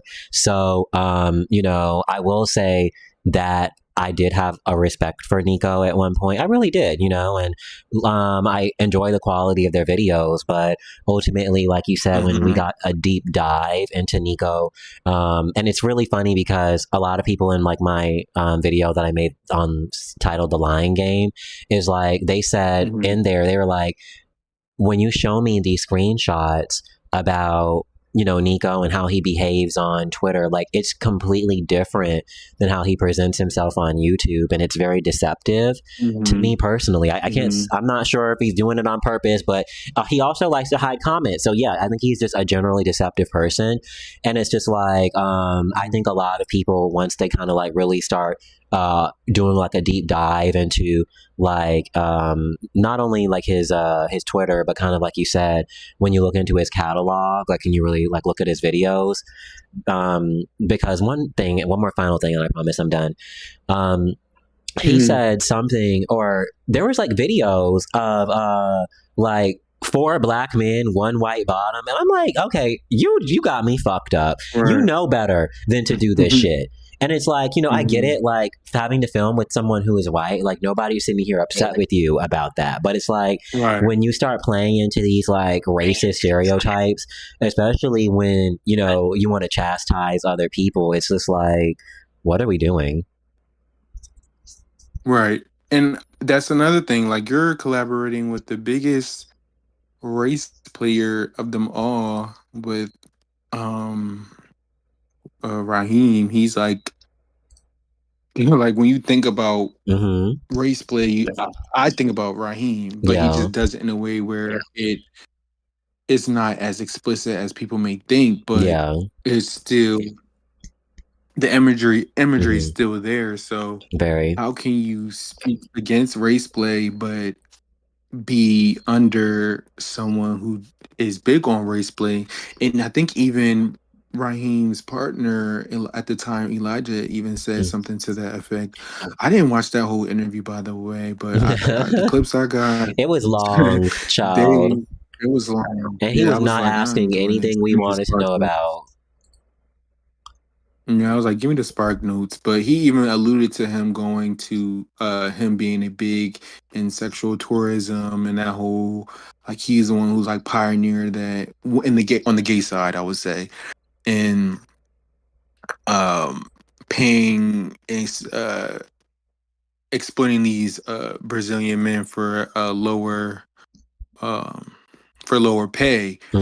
So, I mean, this is per Elijah. You know, Elijah could be wrong too, and he definitely had his part. So I'm definitely not falling it all on Rhyheim. It's definitely, Elijah definitely played a part as well. But I'm saying, if you are someone who is big on anti-race play, and then you're doing it, and then you're doing with the biggest person who does this, it makes me look at you like, did you even believe anything you were saying? Like, where's your morals? Where's your, you know, self-respect? But yeah, I agree with you.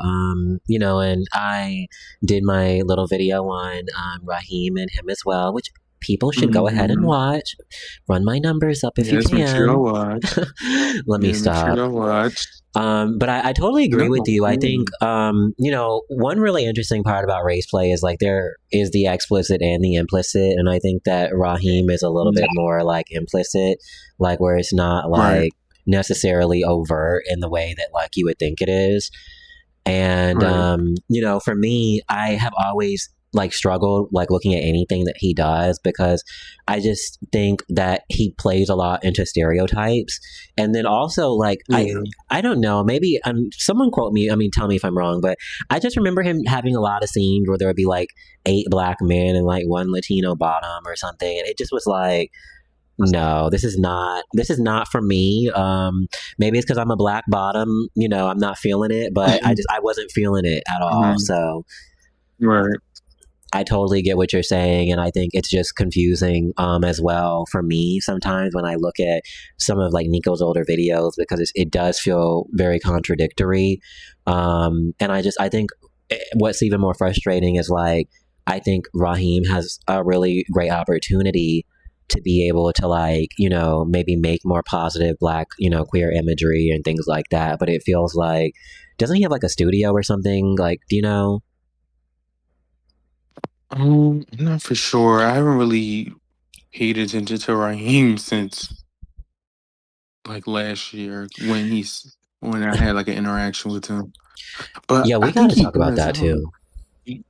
Yeah, I don't. I think he does. He got a I little don't know. something on the I side. I just could be tell. wrong, but I think like what Yeah, I'm. he probably does. He should at this. Like, I do think black creators should have some type of, you know, business or at least some type of capital.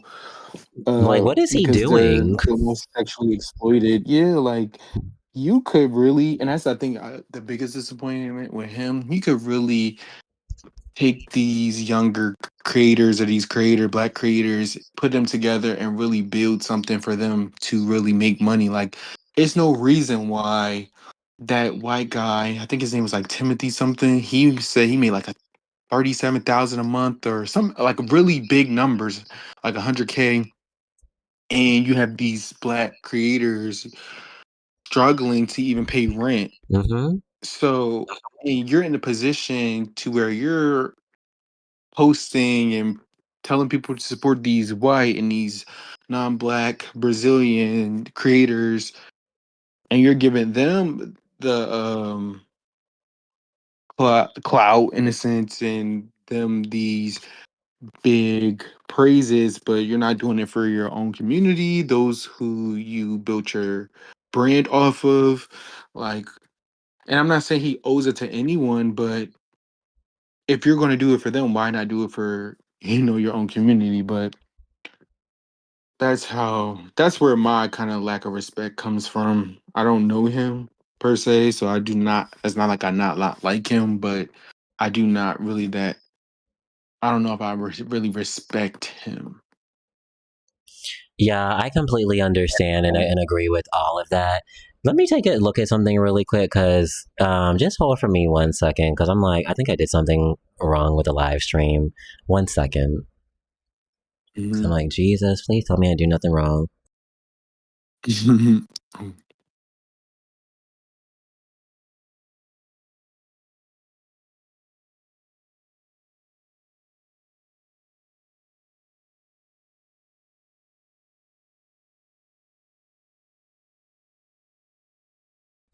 All right, I had a little panic attack, and I was like, please tell me I didn't fuck up. I see all the people commenting, so everything's fine.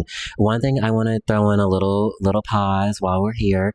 We have over 55 people in the chat, so if you can hit that like button, that would be fabulous. That is going to boost the engagement and the algorithm, so my girls can meet one of my favorite people. So all right, let's keep going back to what you were talking about. Yeah, it's just disappointing, like you said, and I think that I just wish that we had more people. Like, and the thing is, it doesn't necessarily matter whether it's like from an OnlyFans perspective or like an acting perspective or even from a singing perspective. Like, we have so many people in positions of power who could really be helping other Black queer people, and it's like, it's just like we gotta go against the grain. One question though I want to ask about is how did it feel to see like you have someone like Rhyheim acknowledging you and he doesn't really acknowledge anybody. When it comes to like those bigger people Mm-hmm. or those people who have like a lot of supporters and are have a lot of eyes on them acknowledging me. It really just goes to show like when you are persistent with like your messaging, um, people are going to see it, right? And also that it's important. It also that these people know what's going on. So when they can't lie and say, "Oh, I'm not Mm-hmm. I never knew about race play or what am I doing or the effects it causes or the whole discourse around it." So that's how I see it. These people are just like people just like me. Okay, Yeah. so I don't care. Like I said, I said I don't give a fuck. Sorry, but I don't give a fuck if you have 1 million followers or you have a 100 followers. If I see you doing something or something that I feel as though, or on the guidelines of you being in like a colorist or Antiblack or something in that realm, I'm going to say something to you. I don't, and I think people don't understand that. Like I don't really quote unquote go after anybody with likes and stuff. It could be anybody, and I think I proved that throughout these years that, because I remember one time somebody tweeted, "Why are you going after me? I only have like something like 200 followers." I'm like, it doesn't matter. Yeah, It it doesn't matter. doesn't. Right, like I don't care if one person is following you. If I feel as though you shouldn't be saying that, you should not be saying that. So Yep. people pay attention. And I think people don't understand that. Like, you may think people are not watching you, but people are watching you. People are going to be influenced by you or the things that you say. So hmm I really don't care about Yeah. their following or how many people they have supporting them. Yeah, I definitely agree. I think that's a great mindset to have. And honestly, I don't think it's anything to care about. I just think it's interesting to contextualize like how far your reach is Right. No, sometimes, yeah. because it's like, Yeah. I wow, definitely agree. like, these girls, they really do not respond to people. So it's just, I like bringing this up because I'm like, I need my girls to understand, like, there's a lot of reach here. And, sometimes you got to name drop Mhm. in order to do that. So, Right. You really do. And I don't be think, scared too. If you want to do it, do it. Don't be scared of their supporters attacking you and threatening mhm, you. Just do it off of, being genuine and, speaking from a objective point mhm, and really in them knowledge too. Like, this wasn't just me coming out with it. I had to read and educate myself. I'm still educating myself. I mhm, still don't 100% get it right. I'm mhm. still learning. I'm still a student to the game. So Yeah, yeah. definitely do not let those numbers intimidate you. I agree. Um, Mhm. so I thought it would be fun. You mentioned this earlier about someone lumping you into just like a lot of bad behavior, and I kind of just wanted to just play this video again for you all. And Right. the reason why I want to play it is it's really funny because when this whole saga happened, let me show the girls real quick because I need people to understand Right. like how much impact my girl has. So so you were gone for about I think you were gone for about maybe 5 or 6 months at this point. You don't really tweet. You kind of been to yourself. And it's Mhm. interesting, like this person out of nowhere, which I made a video on. I'm sorry, I'm keep bringing Right. my old stuff up, but they made this No. video, essentially just kind of coming for you, and I just thought it would be Yeah. interesting to play a little bit of it. Right. Let's see what they gotta say. Let me make sure. Yeah. I may not like them, but we never gonna say the wrong pronoun. Barbie, you are so funny. I tried. No, let me stop. Good morning, everybody. So, Oh, in the that's past too 48 fast. hours, I've received some of the most egregiously aggressive, racist messages I've ever received in my entire life. And they have all come from Black people. Now, when we talk about Black people being policed when it comes to speech, when it comes to mannerisms, when it comes to respectability politics, all that is very true. It's also very similar to how gay people are very policed in the same ways. Now, when we talk about those two things combining, gay Black men are some of the most policed people in our society. But I'll tell you what, nobody polices gay Black men as much as gay Black men do. Because this is the Colorist page's legacy. The fact that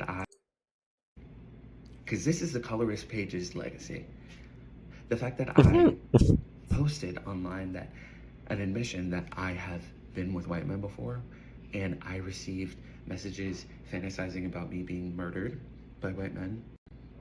People just telling me to go back to the slave cabin. People telling me to go back to Massa and that I should not be protected nor celebrated by my own community, who I work tirelessly for every single day. Every single day that I wake up, I make actions and try to make art for my community to make sure that when I pass, gay Black men have a better... Okay, I'm sorry. No, I can't listen to their bullshit. But and I know we kind of already harped on this a little bit, but like, and we don't have to drag it on. But when did you see this when it happened, or like, because I wasn't sure. Like, I made a video on it, but I was never able to get Hmm. your response because you were inactive at the Right. time. Mhm. I didn't watch the whole thing. I just saw some of like I think I watched the first couple of minutes of it, Mm-hmm. like the first minute or two.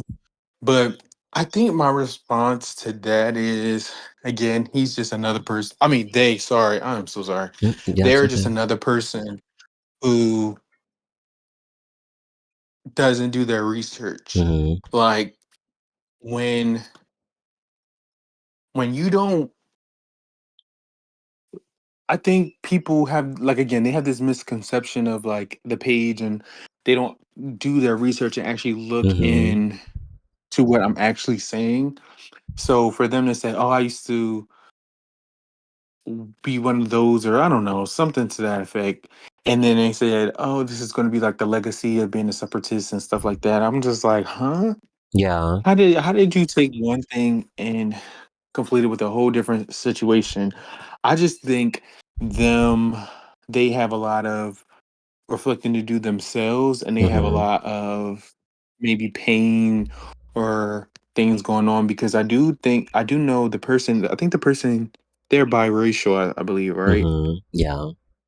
So I think in regards to that, you do maybe feel a how can I say Yeah. it? You may feel it may be a layer situation with you, and which I understand, but you can't just make up your own like your own like I can understand if people made up had their narrative and it was just like fact based and they use Mm-hmm. like tweets or they kind of use my form like the formula I do, use tweets and things like that Mm-hmm. and to support their claims under that. But they just make blanket statements and it's like, okay, but where is this coming from? Mm-hmm. What what have I done to for you to say this and does that really make sense or what's the context of that, Mm-hmm. right? So I really don't have like that much to say because I just think it's laughable. Like I think people like that are just laughable because it really just shows me again you're just one of those people that are lazy and you just make statements and you take the lazy route and read the responses and not Mm-hmm. the initial comments or just the context of what I'm saying. And every time I post, I mostly have a post underneath the posts to give you more of a in-depth explanation of what I'm saying, Mm-hmm. and then I might even do like some mini thread on that. It's never really just a blanket statement. So I think, like I said, people they have their own thing going on, but I always say do your research, do your homework. Like it will Mm-hmm. make everything clearer and better. And this person just didn't do their homework or research, so Mm-hmm. I really just ignore it. And this was Yeah. 4 minutes. Like, damn. Child, it was a hot mess. And they made a follow-up video like going off about you more. I just think it's really interesting because I think you made a great point. Sometimes when someone who is biracial or multiracial has to take on the Black identity, like they feel like they have to almost overcompensate at times into like being Black. And Right. that's why I was really in my video that I made on them. I was like, you don't Mhm. have to like come online and do the pro blackity black bullshit that they like to do. Right. But like, when you do come online and consistently just like crap on non-Black people, and then it's like and then you come online like a few days later because essentially the context of why Caleb was getting dragged was they said pretty much that they had like a multitude of racist experiences like unprovoked or something like that, trying to Mhm. make light of it. And it's like, I don't know if you like understand this as a problem, but like, so when they posted it and they were like, why are you kind of like making light of like this? They pretty much instantly, you know, got offended and did not want to like actually accept or listen to what was being said. And I just think they just needed someone to blame. And it's just, I think the whole Right. reason why I find it funny is kind of like I was saying, you hadn't been active for like 4 to 5 months. So it's like, you Right. decided to come online and air out your indiscretions and then want to blame, you know, True Speaker. And it's just like, a lot of people just like, it's easier to have someone to blame than it is to take accountability for your own actions. I 1000% agree with that. Like, I wasn't even online, so that's why I'm like, I'm mad I really didn't get to correct them Mm-hmm. at the in like real time. But it's like, it is what it is. Like, they're just like another person. I'm gonna just say on the promotion team Mm-hmm. that like, you know, that will just say what they want to say without anything backing them up or any credibility. Like, Mm-hmm. so I just, you know, I just really like, it's just nothing to me. Like, I just Yeah, feel like, okay, it's move not much to on to the think next. about. Yeah, I agree. She's already Yeah. gotten way too much time, honestly. Let's go on. We're almost done. Yeah, We're getting shout out close to closing time. Let's Mhm. see. We've got 1 or 2 more fun little topics. So we have to talk about Kellon Derrick. Oh, yeah. Now, that is somebody who has gotten you in a lot of hot water. I think like this is like almost every single time you post Mhm. about this person, it garners a really negative reaction. But I think this post in Mhm. particular was really, really telling for me, and I think it was eye opening for me. How do you tell me a little bit like about what captured your attention with Kellon Derrick and like how you came to like want to post about them? Right. So with Kalon, somebody sent me this old blog site. I don't know if y'all remember, like, it's like Insider something. It's like this old gay blog, and I think it's still up. If I could find it, I'll send it to Barbie. Mm-hmm. But um, it used to it had Kelon's like dating history. I was like, it was kind of like a blind, not a blind item, but it was like somebody was like, "Hey, I think you should look into Kelon. He is someone who he's a colorist, but he's not overt about it. He's really covert. Like he's like like it's just in his dating patterns. He doesn't Mm-hmm. really say anything." So I'm like, hmm. So I was kind of sat on that for like, I guess, a couple weeks, and they just was like, "Let me send you this updated person." So they sent me who he was talking to, and they just sent me his history. It was like back to back to back, and I'm like, "Oh shoot, this is like this makes sense." So I decided to post about it, and I got, I think the first time people that were my mutuals was even like, Mm-hmm. "I'm with you, but this is wrong," and blase blah, and they're like the same color, and I'm just like, huh? Like, I was really shocked that people were really in defense, and I think it was really because I kind of ruined their fantasy, and I think I Yeah. tend to do that a lot. I ruin their fantasy on a lot of guys that people find attractive and desirable. Mm-hmm. So there I get a lot. That's why I think a lot of the backlash comes. It's not really about the message. It's about who is the message about. So people were like really upset, like, and like DMing me and saying, "I don't agree with this, blah blah Mm-hmm. blah." And I really had to even they were like they even the same color. I really had to show Kellon, who's dark skinned. And as you know, as black people, Mm-hmm. we know we know that our skin tone looks different when it comes to being in the sun, being in the winter. Um Lighting plays a huge part. So yeah, it's definitely going to look different. He's probably going to look the same as them, but he's definitely, if you see Kellon in light versus them, it's a difference. Whether it's a couple shades or not, it's a difference. And being as though who I am in my personal life, I do know people who knows him. So if I have people DMing me from Twitter randomly telling me about this, I actually confirming it with people I know that knows him. I'm going to say something. I'm going to say something and it obviously makes sense to me. So that's what I did. Mm-hmm. I gathered my evidence and I put it out there. And obviously, I wasn't wrong because he ended up dating um the white Yes. well white Yes. is he what is he? Is he like Um, he's Middle Eastern, but he's like white Child. passing? Yeah, he I like don't even off know. white. Like I just say off white these Yeah, days. he's off white. Yeah. We He's gotta off white. pivot to that because I think that is one thing I want to really.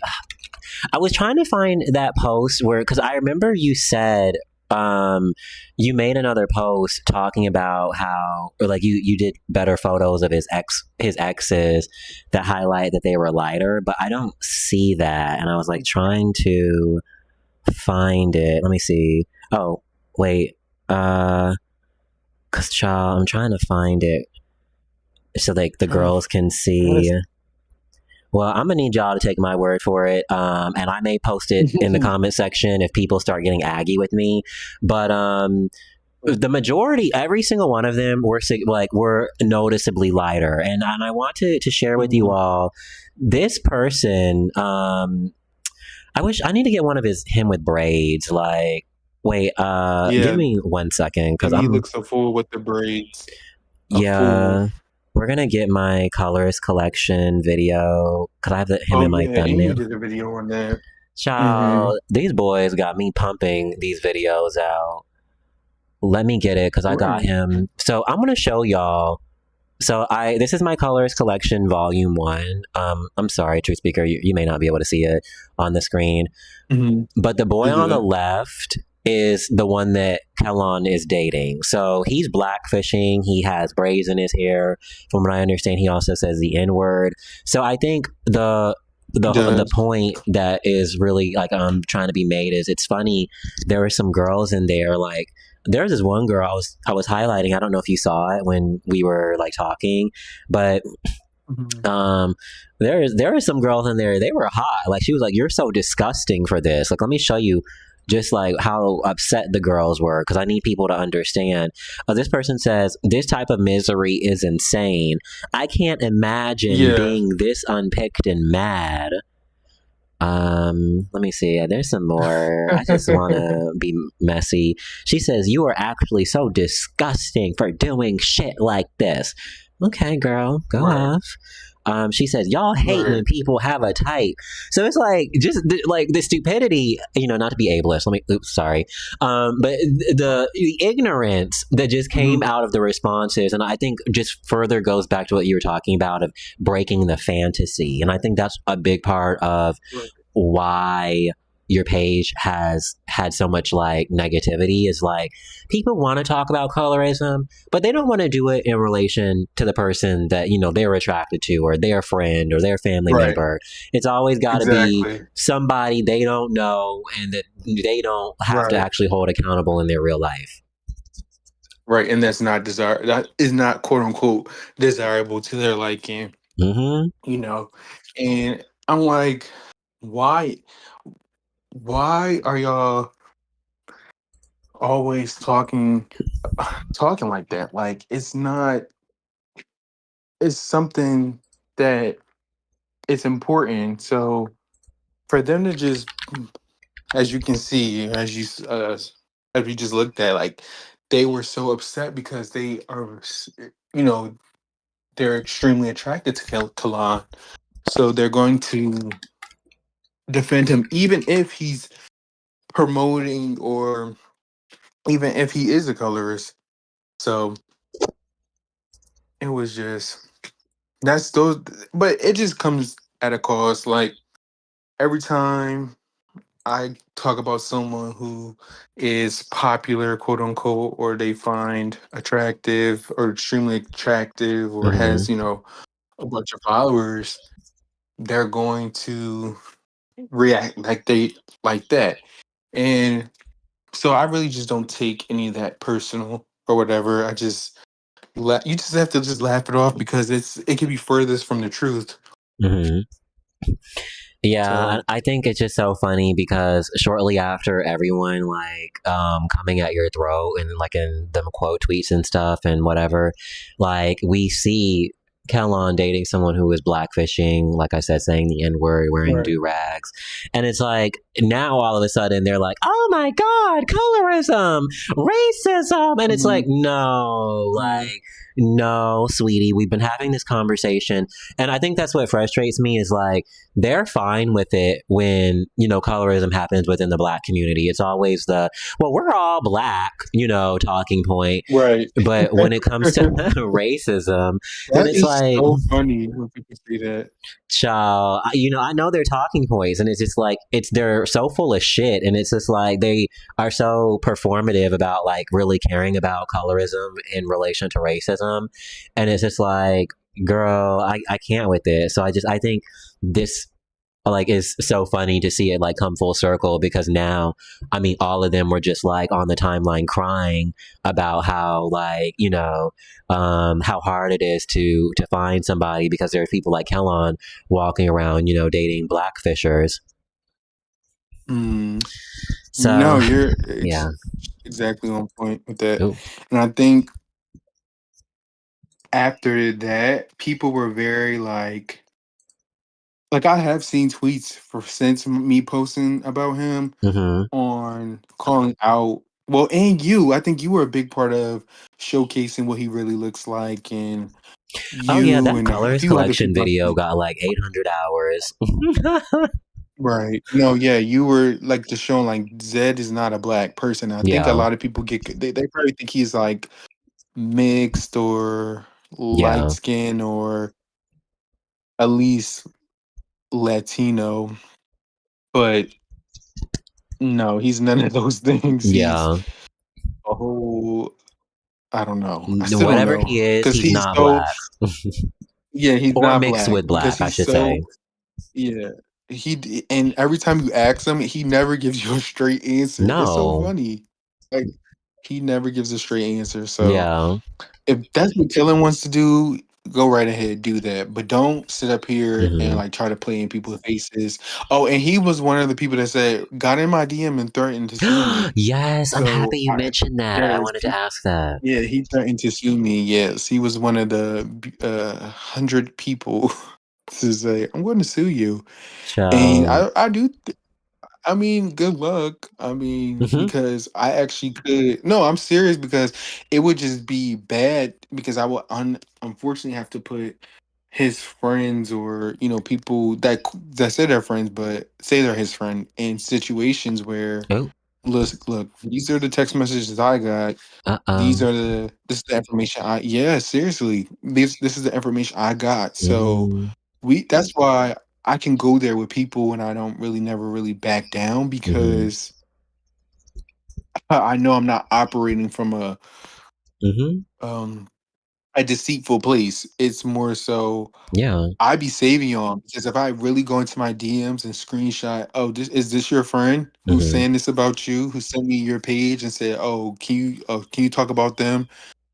So, and that's another reason why I have a little bit of trust issues too, because it be these people friends like on their alts and stuff sending me It's this stuff. spilling tea.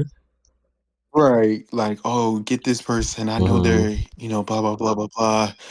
Like, it's so funny. It's so funny. I swear, if Yeah. I ever got hacked and people Child, some secrets would be exposed. Right. All their friends would be no longer their friends. Yeah, the receipts don't lie at the end of the day. They don't. They They sure don't. don't. Okay, we got a few more things and then we're gonna close it out. So what is the future of the Colorist page looking like? Yes. So the future is probably not going to be as active on Twitter. Like I tweeted like a couple when I first came back. I have like 80 people, and I'm not lying when I say that. Barbie, would actually send you a list of these people's names Because these are all the people that I'm actually, yeah, I'm about to send you like a list, and I want you to Child, really like be like, girl, got a let me whole show you. And you list. probably you maybe even covered this too. No, seriously, these are the people that I have to talk about. You can Uh-oh. even on your off day when you have time, search this stuff up. You know, I always need some new girls to talk about, especially now that I'm done slaving away on this interview for you. I will have some time to make some videos finally.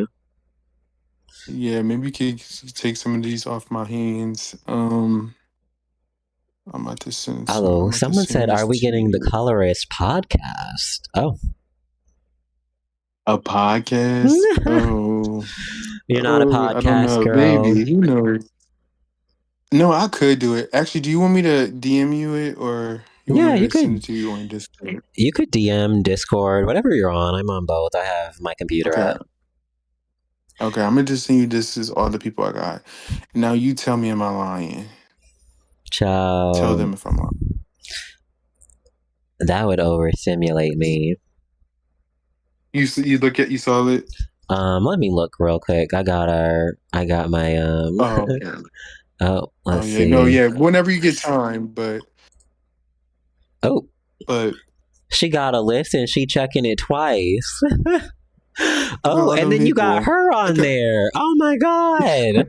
I'm not gonna say her that's the name, but you ones. got her on there. Yeah, that's the list. Yeah, we're gonna have to chit chat about That's her. okay.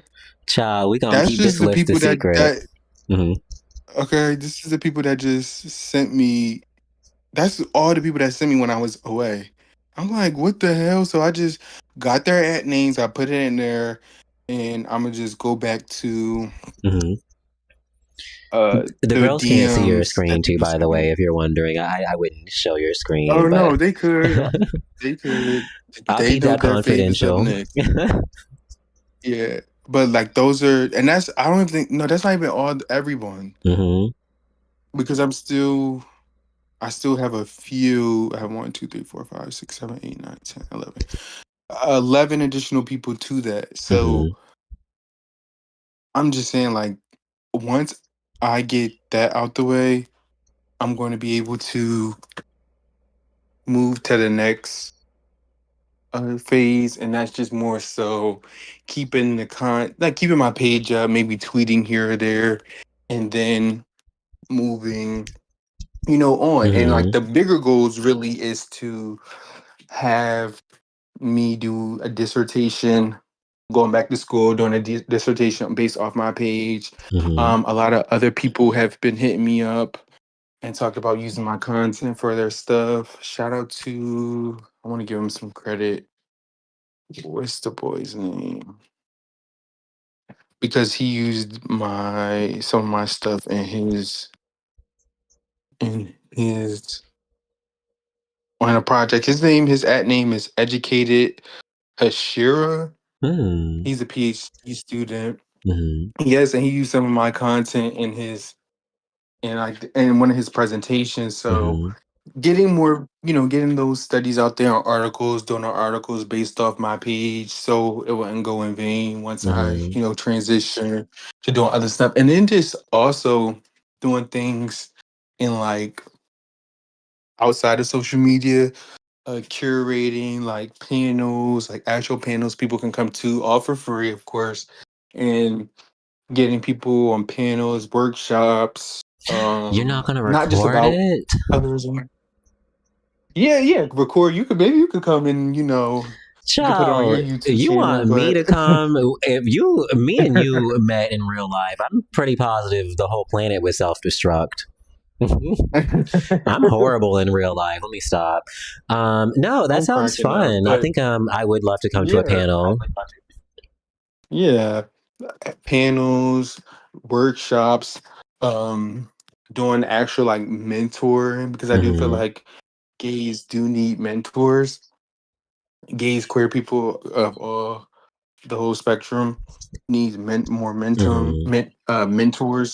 So getting that systems in play Really just taking it far. But what about your Like, social media aspect? And I know you were right. alluding things, but do you see I know you said you want to write. Do you feel like you're going to be on a platform that allows you to write more, or do you see you being on a platform like maybe TikTok or something, or what do you see happening in the Yes, future? TikTok. Yeah, definitely TikTok. I definitely see me going on TikTok. I'm still trying to decide if. So I was talking to Javon. I don't know if you know him, but he was telling me about I should be over at TikTok. It's a lot of things that are happening over there, kind of like Twitter, like the beginning of Twitter. So going over there and like doing the same thing, Mm-hmm. using like stitches and stuff like that, and maybe using the patterns that these people have and just explaining them to them. Mm-hmm. So he was just telling me, about the opportunities over there to really talk about certain stuff and get people to understand what it is, because TikTok is a whole nother world Mm-hmm. of people to reach and to talk to about and just to inform. So Yeah. I think TikTok will be a great avenue. I still have to figure out if I want to be anonymous or not. I That is really don't another know. question we have to chit chat about too. That's gonna be one of my Mhm. final questions. Yeah. Yeah, if I want to be anonymous or not. But I don't know. Like I have to I really don't care either or, but I'm just trying to figure out what would be the most what's going to really get people to understand and listen to the message again. Mm-hmm. So would it be me speaking and doing stitches, or would it be me taking like clips like I do on Instagram and applying it to TikTok? Mm-hmm. Yeah, it's I said Instagram, I definitely meant Twitter. yeah, it's definitely gonna be just like a really fun learning process, and I'm excited to see maybe you go to another platform at some point, because I definitely as well I know I haven't really talked about this a lot with my other girls, but when I turn 30, I am going to be finding myself a husband. And I'm going to be living my best life, battling colorists and Okay. racists has been enjoyable to some extent, but more so now I want to move into this era of conversation rather than confrontation, and that kind of sounds like Right. where you're at as well. Yeah, definitely. I That is an amazing way to put it. I think Mm-hmm. we did a lot of that when we were younger, and we were Absolutely. really going back and forth with people. And there's nothing wrong with confrontation, in my opinion. I feel like confrontation actually does lead to some type of solution, whether Mm-hmm. it's a positive or just a solution that with how this person is, Mm-hmm. and you don't want to deal with them, or this person actually learned from what you said and the things that you said, and they're now rethinking and recalibrating their how their brain works when it comes to desire and things of that nature. Mm-hmm.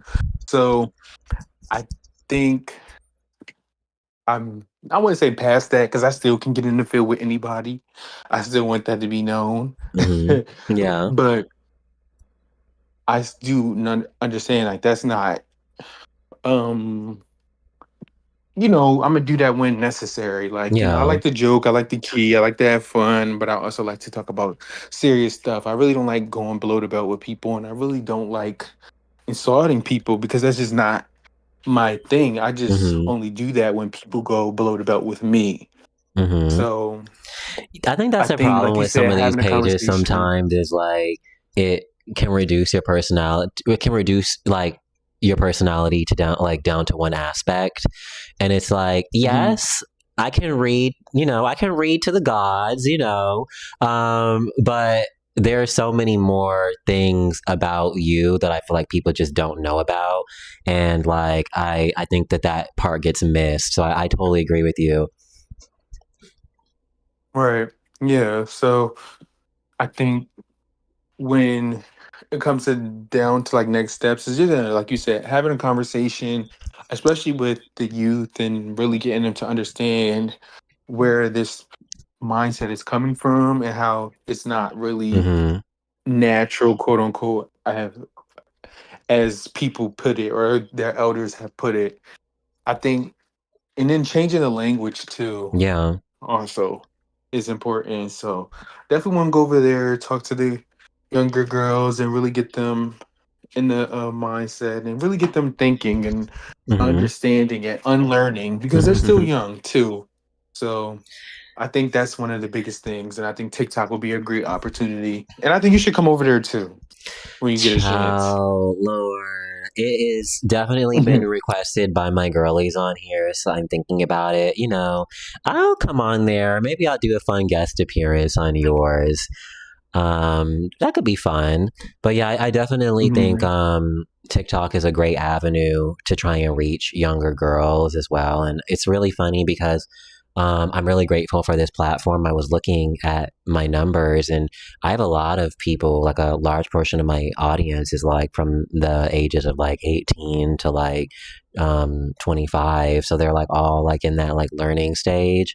And and even younger I'm seeing on there too, but it's a really, really great opportunity. And the funny part too is like the growth on other apps just feels a lot larger now. Like I'm on Twitter and I've been doing the same thing that I've always done, and like I'm not really like my numbers really aren't going up like that. But like on YouTube, I'm about to have the same number of subscribers on YouTube that I have on Twitter. So it's like, there's a market for these conversations on other apps that I think a lot of people don't realize. And, if you do migrate over to TikTok, like I think that would be a really, really great option or whatever it is. I saw someone in the comment section saying that Substack or one of these other apps could be great for you if you wanted to write as well. So you have a lot of time and options. Yeah, I do read other people's Substack. I don't. As a writer, I'm okay. I'm not the best. I'm gonna be quite honest. I'm not the best writer, so that's why I'm just like, maybe. I'm more so like a, I'm a decent writer. Don't get me wrong. When I really know how to lock in, I'll lock in. But I'm not like no fucking Toni Morris or something. I'm not. I'm not that level. So Yeah. I mean, you never know. Whatever's in line, but I like reading people's Substacks though. I really do, and like joining on in their conversation. But yeah, I think when it comes to just going, I wanted to touch on what you said. You said your growth, but I feel as though when it comes to our growth, it's more so about people looking at our tweets more. So they might not follow us per se, but they definitely pay attention to the stuff that we tweet. So I think there's power in that because just because they don't follow, we still get the same amount of views of people that have tens and 20s of thousands of followers. You know what I mean? Yeah. So I don't want you to don't think that your impact on Twitter was not felt either. Oh yeah. It just looks different only because they don't follow, but they definitely send in their group chats and they definitely talk about it amongst their friends. Definitely. I agree with you. I think Twitter operates a lot differently, where, because like you said, when that post that you got with Bob the Drag Queen, you only had like 2,000 to 3,000 probably like followers at the time. So it definitely is like, that's a great point for a lot of people who may be, wanting to get into this kind of stuff is like both of our pages literally were like very, very small. And, kind of like you said, like I have plenty of posts that are like up into the like 500, 600,000. So, views and stuff. I think though. Yeah. And just to go back to that thread. No, you keep going. Sorry. No, just to interject really quickly, like just to go back to that thread. That thread only had 1,000 likes, but it had 6.1 million views. Yeah, you see where I'm coming from. Like that's how it is. Like they may not like it, or they may not, even retweet it, but they're looking at it. Like many people are seeing this stuff, so that's what I was saying in regards to that. Yeah, I completely agree. I think, that is a great aspect, and I definitely think people should think about that too, because I think it's more so in specifics with Twitter. Like, you don't need a massive amount of followers. Like, you can, it's just more so about making the right connections and, just really like being diligent. Which kind of leads me into like another like thing as well. Like, I want to ask like, I have two more questions, and I promise I'm gonna to let you go. What advice Good. would you give to people who are wanting to be colorist pages or wanting to be as big as you are? Some advice. I would say definitely do your research. Definitely do not uh, let people put batteries in your back, Mm-hmm. and really stand on your own, have your own mind. Of course, it's always good to build community and have those connections like I have with some people, Mm-hmm. but also know that you have to do this off of your own, your own way of thinking. Mm-hmm. And you be genuine. If this doesn't feel right, or something that you want to tweet about doesn't feel right, don't tweet about it. Always tweet from a genuine space. Um, Again, like research is Mm-hmm. important. And if you need to ask somebody, does this make sense? Or if you need to, like, if you see something that's a little bit alarming, look more into it. So when people come at you, you can dot your I's and Mm-hmm. cross your T's. So I'm emphasizing research, reading, Mm-hmm. educating yourself. Um, Also acknowledging if you are wrong, Mm-hmm. acknowledge that, because we always don't get it right, and acknowledge your blind spots too. Because early on, I had blind spots that took situations to happen for me to really be like, oh, Mm-hmm. I didn't know about that. So just acknowledge your blind spots, really think about what you're tweeting. Um, yeah, like, and just put your best foot forward, and you'll do good. You'll do Mm-hmm. good. You'll you'll get to a space where Mm-hmm. you are reaching people, and they are coming to you and asking you questions and things like that. So Yeah. yeah. I agree. I think there's so many things more so in specifics, like in regards to just like educating yourself, like, and that can just look so many different types of ways, and even just like not just educating yourself, but you also just have to want it. And kind of like I was saying, wanting it, like, it looks so many different types of ways.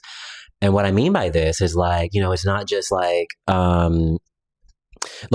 you need to be able to have the ability to understand when you're wrong, and be able to understand when you or how to. Lord, I'm all over the place. I'm sorry, give me a second. I was going somewhere Mhm. really good with that, and then like my mind was all over the place.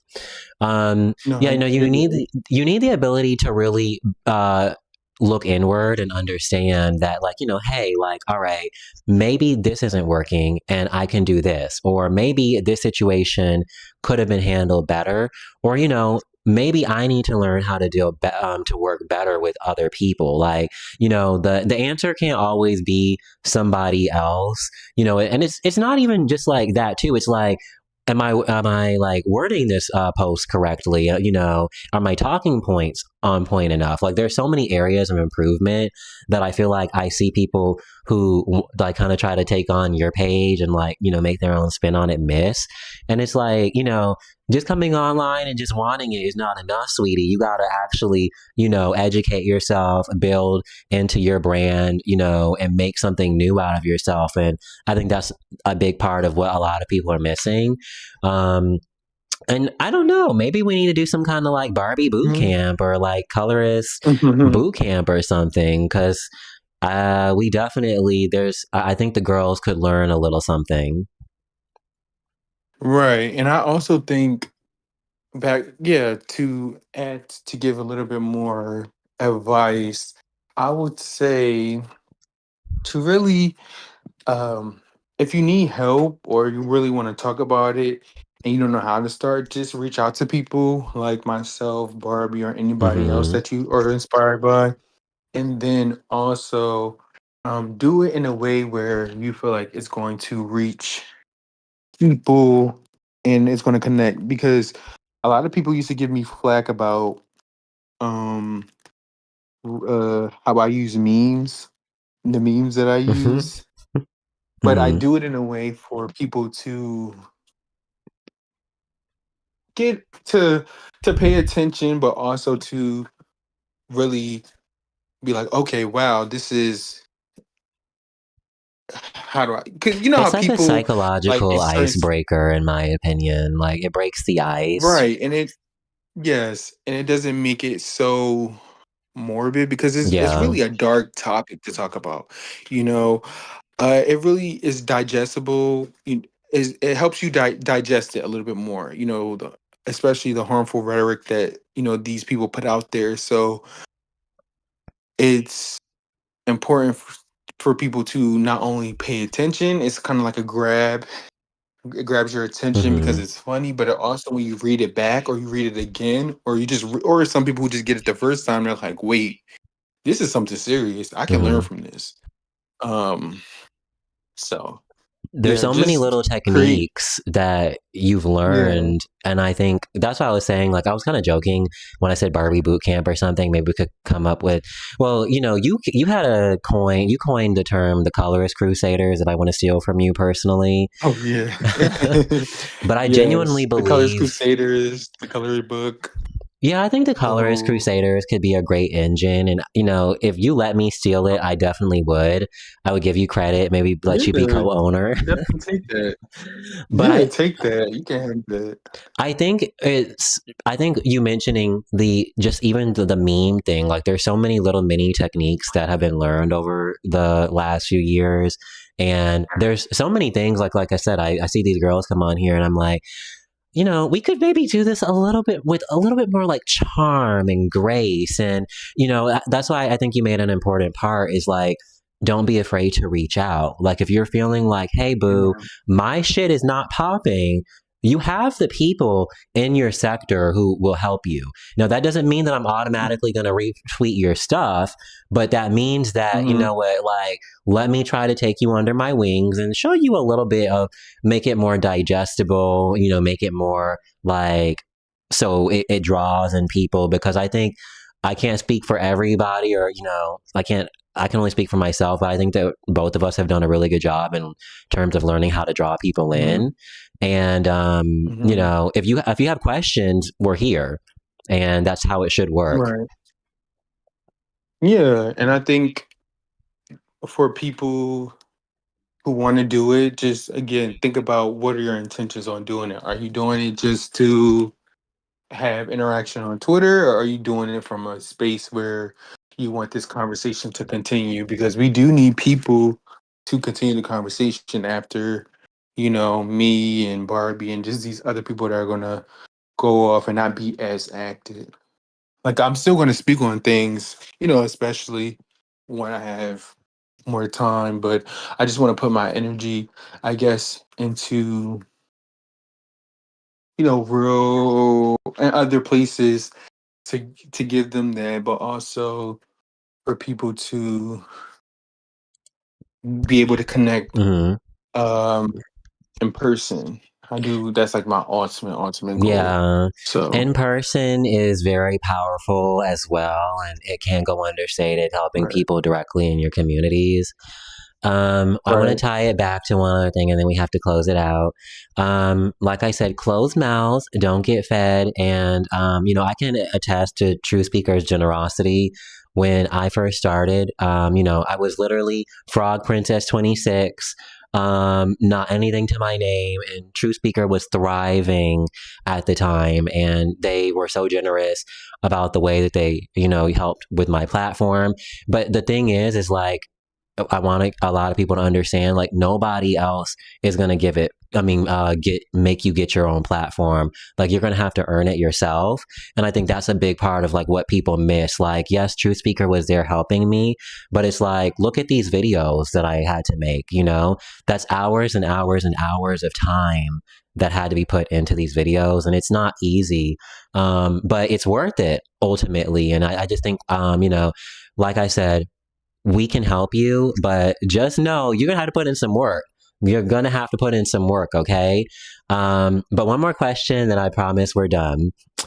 So, in regards to being anonymous, do you see yourself being anonymous forever?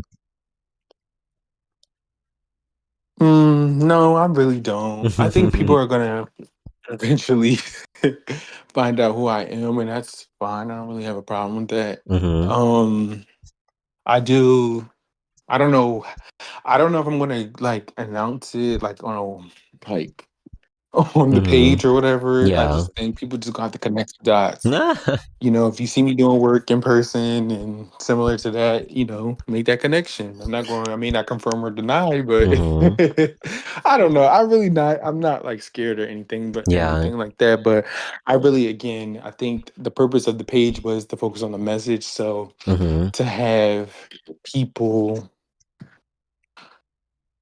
try to get to know me is just another like I'm still thinking about that, but I don't plan on being anonymous, quote unquote, for my life. I think people know what I look like. You know what I look Yeah. like. What's his name? Who else knows what I look like? Saint K knows what I look like, I think. Well, don't tell the Carvel girls knows who what I look know. They gonna try to hack their accounts, try and figure it out. Crazy asses. Okay. But I yeah, just people definitely do know what you those look like.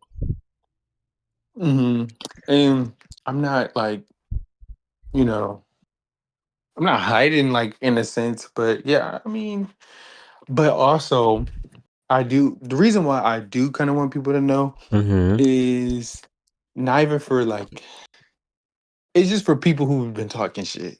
That's Yeah. the only, that's the only, because I really want them to like, if they see me, to say something to me, because then we can really have a conversation to see, you know, how the energy is going to be in person. That's the only, well, not the only, but that's a big part I would Yeah. admire, because I can bet some good money that I don't think it would be the same. No, So no. that's all. No. Yeah, it wouldn't be the same, because I be in spaces and they don't even like, yeah, I get their that. resume don't match up to what they saying online. That's all I gotta say. Their Yeah, I resume completely don't get give that. what they give online. Yeah. But I don't plan on being like anonymous. Like people will find out who I am eventually. Yeah, ultimately, like, I mean, there's no real reason to do it unless like you really truly want to. And I think for Right. me, I obviously do plan on doing it. When I migrate fully over to YouTube, I'll probably show the girls. Hmm. Maybe I'll post what I look like on Twitter when I'm private. Right. It's not, like I said, I don't really care what these randoms think, but I would like to showcase my audience what I look like. And I think Hmm. the really important part about the colorist pages is there's this idea that every single person behind these pages is like ugly, like, miserable and fat. And like, there's this, I don't know how to explain this, but this is just not an accurate like reflection of the people that I've engaged with or my life. Most people, which I'm sorry, I'm like tripping all over my words. Yeah, no, I just think that it's a common misconception, and it's not that it's like really important to prove, but I think that it would break like this fantasy that only people who are marginalized or only people who are, really, really like ugly or have nothing going for themselves care about these topics. Because I can honestly tell you, I've seen the majority of the people behind the burner accounts, and like, I don't think I really even came across one person where I was like, oh, this person isn't cute. Like, most of them are pretty cute in my opinion, and I think that's another thing that would be fun, like another fantasy to break, but that will be on my own time. Right. I mean, for me, like And even if I was all of the above, like, Mm-hmm. structurally fat, like, who, and there's nothing wrong with none of those things that you named Yeah. either. Even if I was, it still doesn't take away from the message either. Yeah. So I just have to tell people that, like, I can look any type of way. Mm-hmm. I know what I look like, and I know, certain things do not apply to me, but even if it did apply to me, what now? Like, it still doesn't change the fact that what I'm saying isn't right, Yeah. or I can't back shit up with the articles I have. Mm-hmm. So, excuse me, but Mm-hmm. it's still, yeah. It doesn't mean like I can't back anything up. But what I said, everything Mm-hmm. that I said has proven facts, statistics behind it. Yeah. So it does, like, that doesn't matter. Like, and but I get what you're saying. Like, but people, in my opinion, like, I just want to just, I know, and I don't promote violence or anything, but I just want to just check people who really threaten me. That's Mm-hmm. the thing. I just feel like that's only like the thing that bothers me. Like, Mm-hmm. people would really was talking really a lot, big stuff. So I really want to see Mm-hmm. if the energy's still the same. You That's want to check all. the temperature. Yeah, I just want to check your temperature. I just want to see what's going on. Like, I get when we that. really see each other. Yeah, Yeah. that's really my thing. But I totally get that. Yeah, that's yeah, another but I'm valid not reason. a violent person or nothing. But certain You people just know, really have to watch what they say. you gotta check that temperature sometimes. So, Yeah, was there like it's anything else that you maybe wanted to let the girlies know?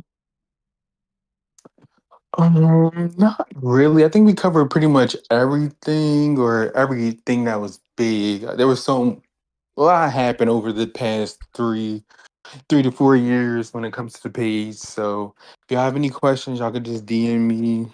Shout out to Barbie for giving me this platform to speak. Um, and yeah, thank y'all for coming out and watching and listening for this long time. Mhm. But Yeah, we had a big yeah, audience in thank y'all. here. I want to share with you one thing and then I will let you go. Where is it? So I found the post that I was talking about at the beginning of the Mhm. video. Can you see my screen? For some reason, I can't see your screen. I think I Why may is have it black? stopped sharing. Okay. You can't see it or is it still black? It's like black. Let me try to Yeah, stop it and then so. start it real quick. Oh, then I left. Let me share it real quick so y'all can see, because y'all can see my whole screen, child. Window. Let me put this down real quick in case I show something I should not show. Um, can you see my screen now? No, yeah. Let me know when you can see, because I want to just like show y'all what I was talking about in the beginning of the video. Mm-hmm. Wait, do you see it? No, I only see. Wait, is it in the chat? Wait, what are you I'm. showing me? Oh wait, am I streaming? Wait, I thought I was sharing my screen. Can you see my screen? Did you go back into it again? I'm in here. I see. It Wait, I seems think I like did it your wrong. system. Did Okay. I do it wrong? Lord, let me see. Let me try one more time because she is tripping.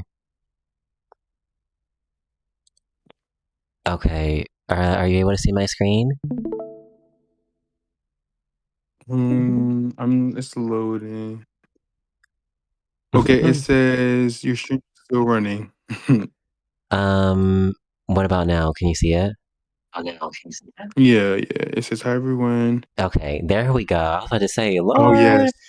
So Oh June my god. 27th of 2023, where I rebranded from Frog Princess 26 to Anti-Black Barbie. And just look who's in this comment section. Like, I need the girls. We have to show Yes. receipts because, like, there's a real history between both of us. And, before I want to close it out, I know I said thank you a million times, but I really just want to just say it again, like, while I have people listening, is my platform would not exist without you. And, like, not to be sappy or anything, but you really more or less have changed the trajectory of my life. And, like, that's why I really wanted to go out of my way to share with you, like, and do all of this stuff, because you've impacted me so positively. I think, not to be sappy again, but I was like at a really weird place in my life when I started all of this. And I think at some point I may share my backstory because it is kind of dark, but Right. I learned a lot from you in that moment, and I think it's allowed me to get to this place where I'm at now. Like, this YouTube is, allowing me to, like, monetize and get money. It's like I said, it's actually changing my life. So, like, the fact that you would help me all the way up until this point and then come on to this different platform, like, I could honestly cry. Like, I'm not going to lie to you. Like, you do mean a lot to me. And I wanted to say that before we closed. Oh, Barbie, I'm so. Oh, that really touched me. I really appreciate you. Like, you really have. Well, first, I'm glad I could be such a help, and, like, sometimes you just don't know what you mean to other people. So, thank you for telling me that, and thanks. Like, I really appreciate that. But no, like, you really haven't been in, like, a really good brand. Like, you really helped me with really wild situations on Twitter, and the talks that we would have about situations such as that first thing that happened back in, like, 2023, where people try to talk about my character and try to, like, say I'm this and I'm this and I'm that. But you really helped and been there, always been a good person, always stayed down and never switched up at all. Always been consistent. And we need to appreciate people who are consistent. So I have to give you your flowers. And you're just really doing your thing and taking it to a different level. Like, you talked about YouTube years ago, I think. I think back in, like, 2024 or even A like while 2023. ago. But yeah, but now you're doing it. So I'm really proud to see that. So I Yeah. have to give you your credit. You're doing your thing. Your videos, you're super creative. You're really going to take this far. And I told you, you're really going to be able to get to that level where people are going to you about, doing the same thing that you did for me, and them doing it for you. So shout out to you, and I appreciate you. Thank you. Like I said, I have to give my credit where credit's due. The blueprint is the Colorist page, and I want to go ahead and play this video one more time for you all in case you were not able to see the beginning, and then we can go ahead and close it out. How's that sound? That sounds good. Perfect. Let me get this really quick, and then we are done. I should have had it ready, but I was like being sappy listening to what you were saying. I'm sorry. Okay. Let's play this video. Come on in, everyone. It's me, the Anti-Black Barbie. Today, we have an exclusive interview with someone you all might know very well.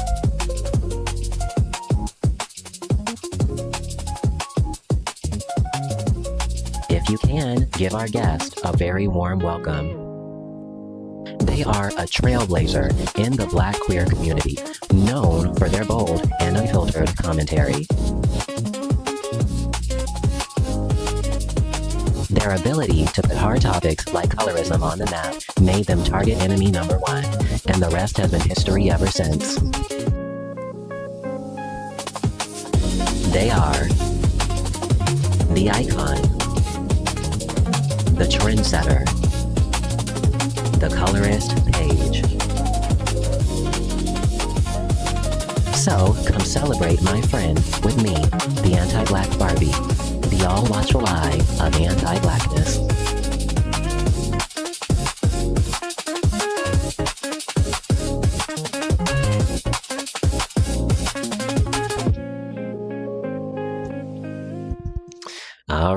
right. Well, it was a pleasure having this conversation with you, True Speaker, and everybody in the chat. I hope that you all have a fabulous night. And if you enjoyed, like, subscribe, and comment, and I will see you in the next